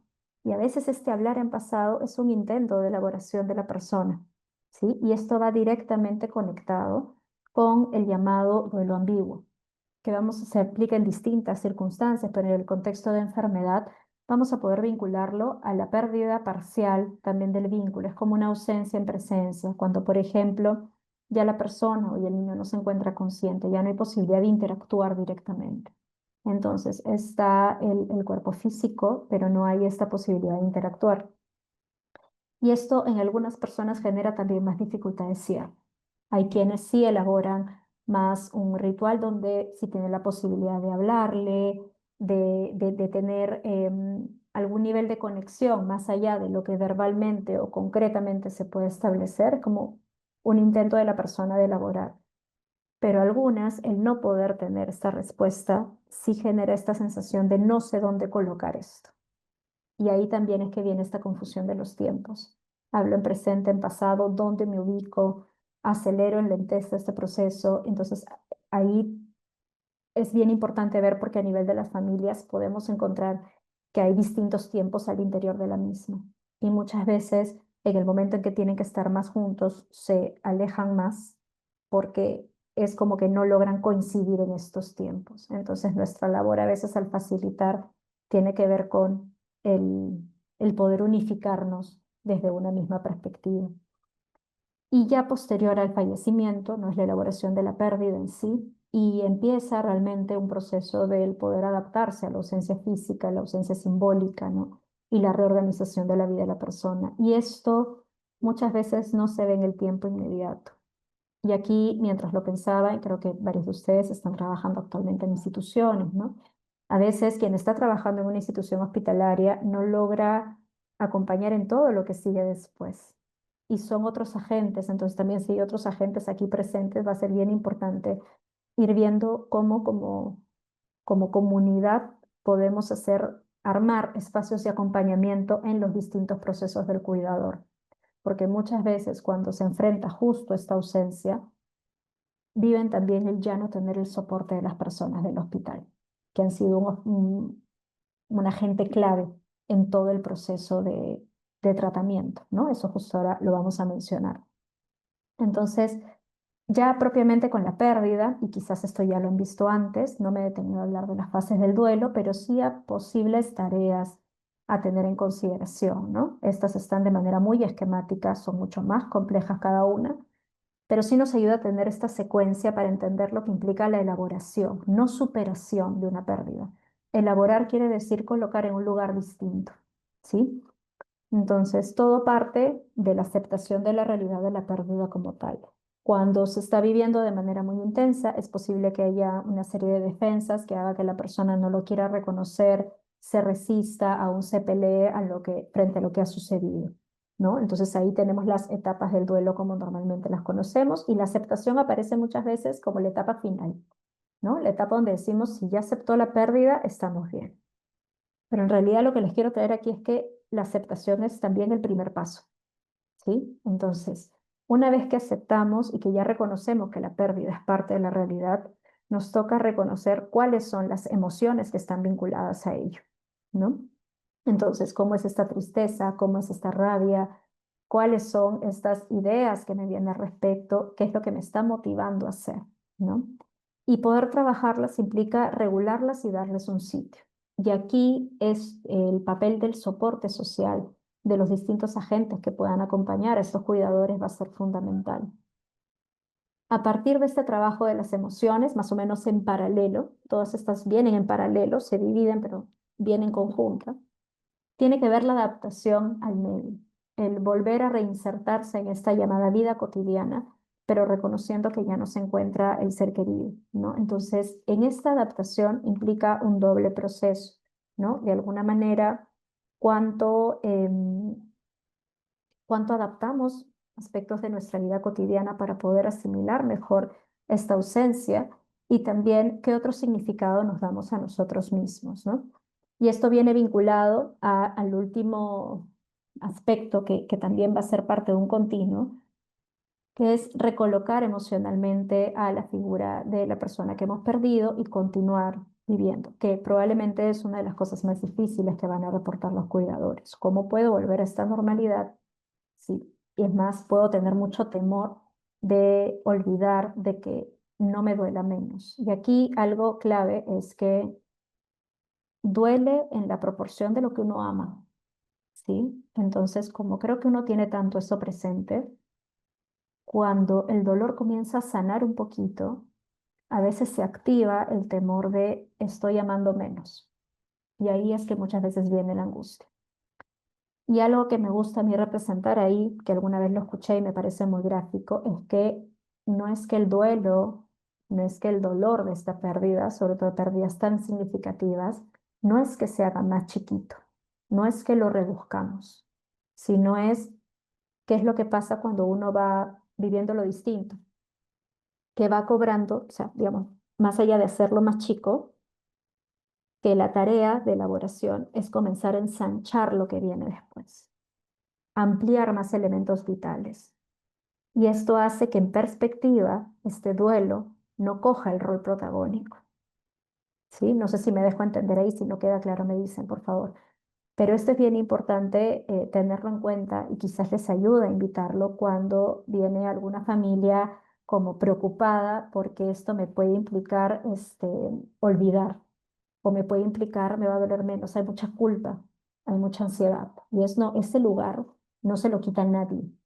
O sea, nadie, no porque nombraste menos, no porque hoy lloraste menos, no. O sea, el lugar es tan grande como tu amor y tu amor sigue siendo grande. Lo que pasa es que en la vida vamos también multiplicando otras cosas de amor. Entonces, estas otras cosas es como que se vuelven el cobijo para tolerar ese dolor, ¿sí? Entonces, esto ayudemos mucho a verlo en cuenta porque a veces bajo el lenguaje de superar, dejar atrás, no es solamente dejar atrás lo difícil y el dolor, sino también el amor. Entonces, pensar cómo quieres todo este amor que has tenido con esta persona, en qué más lo quieres volcar en ti. Y este amor no ha sido solo de ti hacia esta persona, sino esta persona también te ha amado. Entonces, todo el amor de esa persona que ha trascendido ahora, ¿en qué lo podemos volcar? En estas relaciones sociales que se van teniendo, en otros momentos, en otros proyectos, eso poco a poco, ¿no? En un paso a paso. Porque esto va directo con esto que les llamaba, que es este duelo por la vuelta a la normalidad, muy entre comillas, ¿no? Porque nunca va a ser normalidad frente a la ausencia del ser querido. Pero ¿es normalidad en qué sentido? En que mientras que las personas estuvieron acompañando en el momento más álgido, conforme va pasando el tiempo, quizás ya no están tan al pendiente. La persona que había, no sé, la amistad que había dejado de trabajar y iba horas extras a tu casa, de pronto ya no va tanto porque tiene que continuar con esta normalidad, este día a día, ¿no? Entonces, eso puede generar también esta sensación de enajenación, de no entiendo qué es lo que está pasando, ¿no? Entonces, nos toca la tarea de reconstruir esta vida cotidiana, quién soy, qué hacemos, ¿no? Y, y también donde este cuidado ya no toma el rol central. ¿Qué pasa? Cuando uno ocupa el rol de cuidador, también descubre muchas cosas de uno mismo. Entonces, cosas que le gustan mucho de alguna manera, que les muestran la capacidad que tienen para dar, pero también a veces posterga uno muchas cosas de uno mismo al cuidar. Y en el momento que la persona frente a la cual depositó el cuidado ya no está, es como que uno se queda en el aire. Entonces, porque ya se sobreidentificó con su papel cuidador.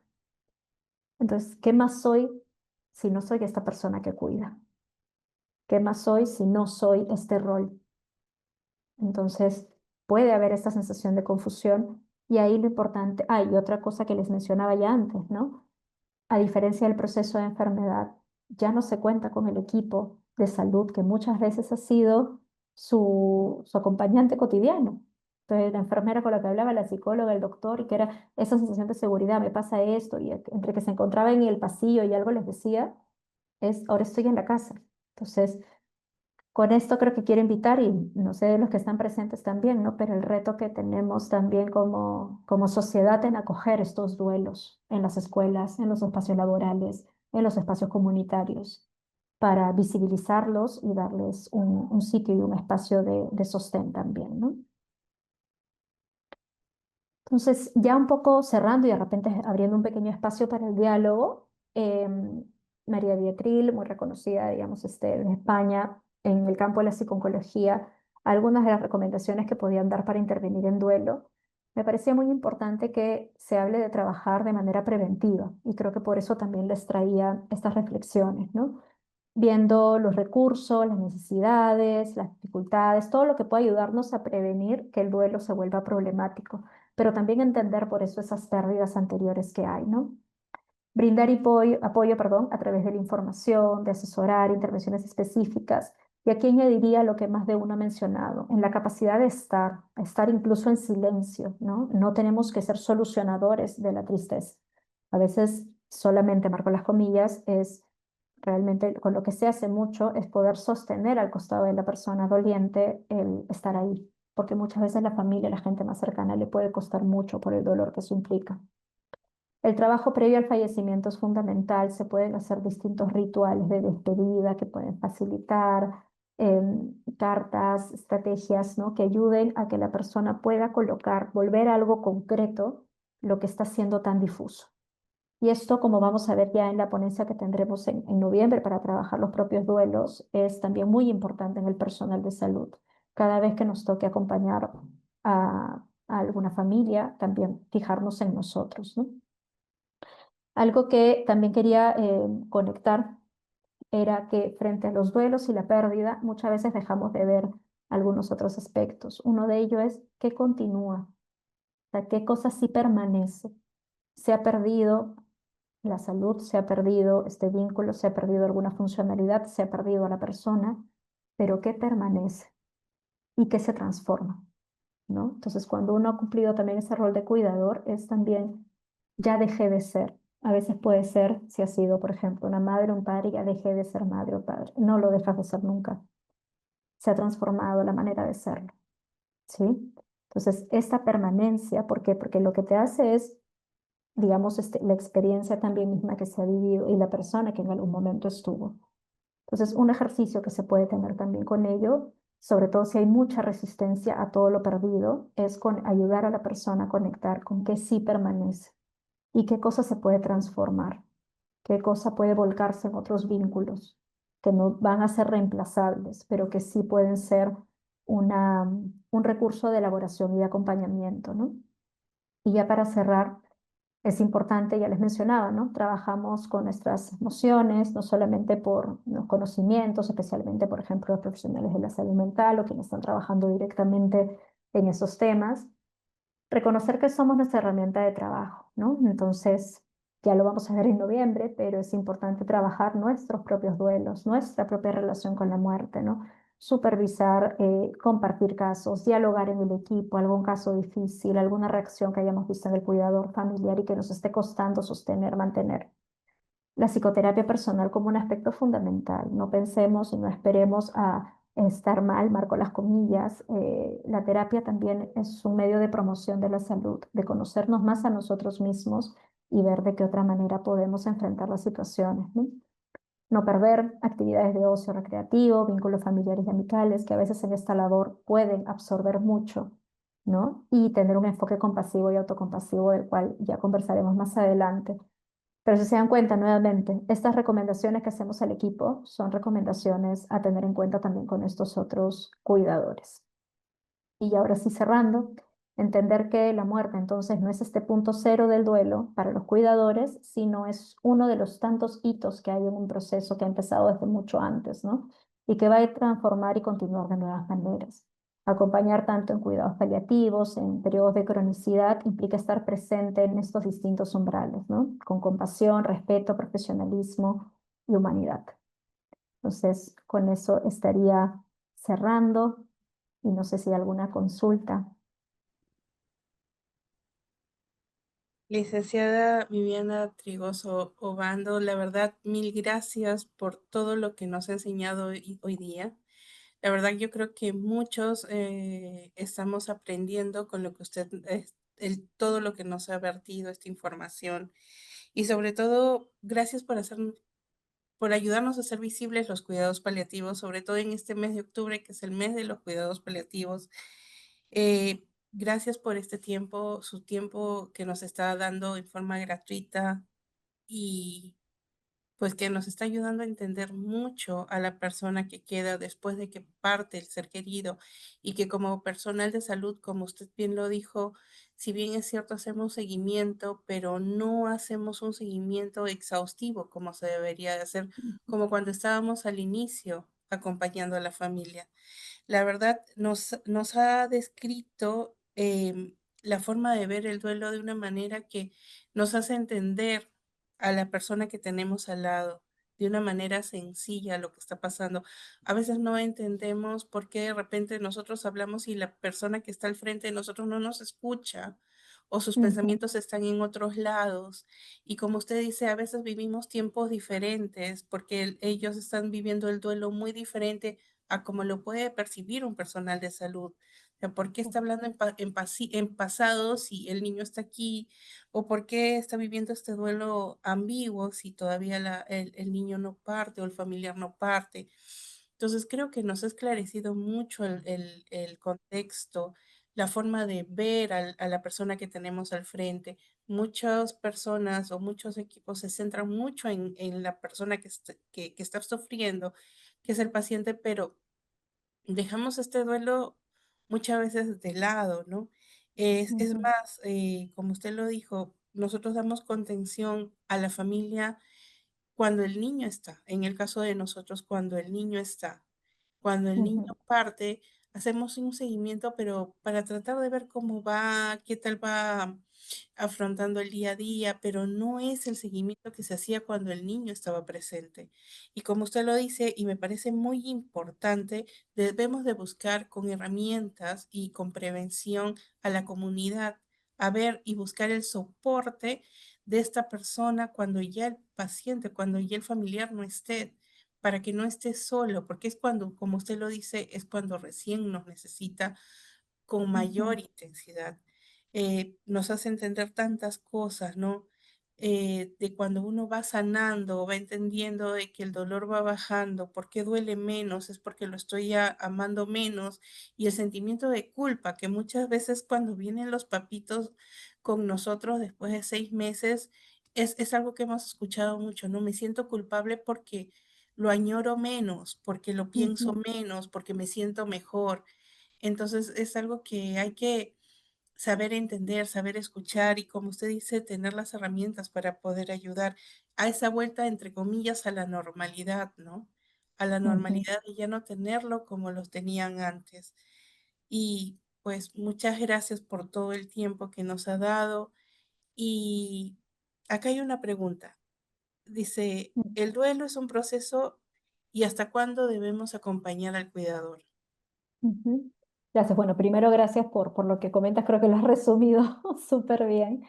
Em, bueno, yo te diría, Ana, que comparto esa pregunta, ¿no? O sea, creo que hasta lo que la persona también nos permita acompañar, lo que pasa es que ahí creo que tenemos la barrera desde qué rol estamos.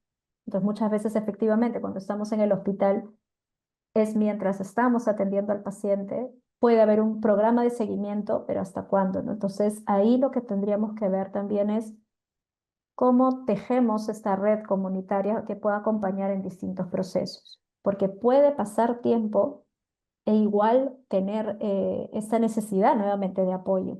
Entonces, ahí, por ejemplo, es que entran a tallar en otros países un poquito más fortalecido, pero los grupos de padres, grupos de duelo, ahora cada vez se está abriendo más, incluso a partir del periodo de COVID también se abrieron algunos más, ¿no? Entonces, espacios donde la persona pueda acudir y seguir tramitando lo que está sucediendo, ¿no? Entonces eso va a ser como creo que un reto importante. Entonces, si hay algo que podemos hacer, más allá de los protocolos que podamos tener, por ejemplo, de seguimiento en nuestras instituciones, es tener algunos canales de derivación o acompañamiento. O si tenemos la oportunidad de sensibilizar en otros espacios, como digo, laborales, educativos, ya nos invita a entender, porque una de las carencias que a veces tenemos como sociedad es que si nos genera mucha angustia la muerte, nos volvemos, voy a decirlo, medio torpes a veces frente a un ser doliente. Entonces, podemos, por ejemplo, en lo que dice, ¿no? De pronto ver a la persona, ha pasado un tiempo, y decirle, ay, pero te veo mejor, te veo bien, sin saber lo que está generando, o sea, con la mejor intención del mundo, ¿no? Entonces, a veces son pequeños detalles, pequeñas cosas, que no es que tengas que hacer una mega intervención, pero es cómo sostener el proceso de lo difícil en ese momento, ¿no? Entonces, quizás también lo que podemos hacer es incentivar en el contacto que tengamos con los cuidadores a hacer voz de lo que necesitan. ¿Qué quiere decir? Que cuando necesitan más silencio o necesitan compartir, que también se sientan en confianza de poder decirlo a su red cercana. Porque a veces salen con este temor de, no, ya no quiero porque no quiero que me pregunten más, o más bien no saben qué decirme, entonces están cortos. Entonces, ahí preguntarle a la persona qué necesita, y si tenemos la posibilidad de conectar con algo más, puede ser de gran ayuda. Definitivamente, muchísimas gracias porque nos dan más herramientas para poder seguir ayudando y ver de repente un terreno que para muchos no es andado. Y Ujú. definitivamente estas herramientas, creo que, y no me equivoco, que estas más de 340 asistentes que tenemos ahorita nos está ayudando para poder ver después de que parte este ser querido, qué más podemos hacer. Porque uno piensa como personal de salud que ahí quedan las cosas, pero todavía hay mucho más trabajo por seguir haciendo con la persona que queda. Ujú. Definitivamente, muchísimas gracias. Por ahí vi que alguien pedía un autor o alguien, algún libro de duelo para leer. No sé si... Bueno, una clásica, a pesar de que ha pasado los años, pero siempre ilustrativa, es Elizabeth Kubler-Ross. Ah, O claro. sea, de verdad, les comento que es como, o sea, como una base, ¿no? Más allá de también todo lo que se ha ido tramitando. En general, toda la literatura que trabaja compasión ya nos da muchísimas herramientas para el acompañamiento en distintas etapas, pero especialmente ahí, ¿no? Algunas de ellas las vamos a también compartir más adelante. Más adelante digo porque yo ya estoy anticipando porque en noviembre nos volvemos a ver. Muchas Había gracias, visto que había gracias. una pregunta de Griselda de cómo se transita el duelo cuando fallece algún integrante del equipo de cuidados paliativos. Em, Ahí viene también algo que vamos a hablar en noviembre, pero que tiene que ver con la pregunta que les hago a todos, ¿no? También es cómo nos estamos cuidando como equipo, ¿no? Entonces, como equipo nos vamos a cuidar tanto en la atención que le vamos a dar a los pacientes como la atención que nos vamos a dar entre nosotros. Entonces, por ejemplo, hay ciertos rituales, a veces rituales uno piensa una cosa medio mística, no, rituales van a ser estas prácticas que nos van a ayudar a elaborar emociones, ¿no? O sea, por ejemplo, dentro del equipo, también frente al fallecimiento de algún paciente o algún momento crítico, se puede tener un espacio de elaboración conjunta, ¿no? Entonces, esto ya ayuda y fortalece como equipo. Y cuando ya vamos a estar hablando también de la pérdida de alguien del equipo, también es muy importante ver qué espacio se da para poder respetar el duelo individual de cada miembro del equipo, que va a tener una particularidad diferente, pero también el duelo conjunto, ¿no? A veces, como el trabajo demanda atender a otro, se posterga ese duelo. ¿Cómo le damos un sitio a este duelo dentro de nuestro día a día de trabajo? Sin que nos ocupe todo, pero a veces puede pasar por algo pequeño en lo que tengamos de recordar a la persona al inicio, de tener alguna pequeña ceremonia, algo en particular, de escribirle una carta. Son pequeños gestos que hace que no se quede flotando en el aire esas emociones y postergadas, sino darles un sitio. No van a invadir el trabajo que vamos a hacer, pero sí probablemente, y me atrevería a decir quizás hasta nos pueden inspirar, porque en ese momento como equipo vamos a estar con dolor. El dolor no nos inhabilita a poder trabajar, nos permite comprenderlo mejor. Entonces, vamos a ir viendo cuáles son los límites al respecto, pero sí hay un canal de información que recibimos al respecto que nos puede ayudar. Ahí veo que están también ofreciendo otra literatura, así que genial. Bueno, muchísimas gracias por todo el conocimiento brindado. Gracias por las herramientas, por el ayudar a trascender sobre todo, ¿no? Porque el hecho de que nos dé herramientas en este último ejemplo es hacer que el compañero trascienda y siga, Ujú, ¿no? Y ujú. el dolor se transforme tal vez en Ay, ayudar ujú. a seguir avanzando. Hay bueno, no sé si han escuchado de Alberto Espinosa, que es un autor español, pero que él pasó por cáncer en la adolescencia. Él escribió un libro, El Mundo Amarillo, sobre su cáncer en la adolescencia, y bueno, hizo también una serie, Pulseras Rojas, una película, Planta 4, etcétera. Pero algo interesante que hablaba se supone que era este grupo adolescente que me pareció bonito, a lo que se decían entre los adolescentes, era cómo cuando alguien fallece, o sea, uno de los chicos dice, yo me llevo un porcentaje de vida de él. Entonces ya no solamente tengo mi vida, sino tengo un cuarto de la vida de fulanito. Entonces, ¿qué cosa en mi vida llevo para también honrar parte de esta vida? ¿No? Entonces le dieron ese significado dentro de ese grupo, ¿no? Entonces, no quiere decir que sea ese el único, pero cómo en una complicidad compartida podemos darle lugar al ser querido y transformarlo en algo vital que nos ayuda a darle sentido, ¿no? Definitivamente qué valiosa todas las herramientas que estamos captando y la verdad yo le doy las gracias. Acá hay una pregunta y pienso que ya podríamos cerrar de repente con ella y dice, ¿cómo podemos ayudar en un duelo por suicidio? Bueno, ahí esa es una pregunta para toda una presentación probablemente. Personalmente no soy experta en el campo. Ahora existe toda una línea de expertise en suicidología, se llama, si desean buscar más al respecto, ¿no? Ahí estamos hablando, es parte de a veces algunos de estos duelos ambiguos que se dan, ¿no? Porque no ha habido espacio para procesar esa pérdida y muchas veces una de las cosas que más se acompaña tiene que ver también con la culpa bajo la idea de he podido evitarlo. Entonces, la culpa va siendo uno de los elementos también trascendentales a poder trabajar. ¿no? Entonces ahí, pero nuevamente como digo, no es mi campo de expertise, entonces recomiendo poder verlo desde esta nueva disciplina que también ya se ha podido revisar. Pues muchísimas gracias. La verdad hemos tenido ponentes de lujo el día de hoy desde República Dominicana y desde mi país, Perú.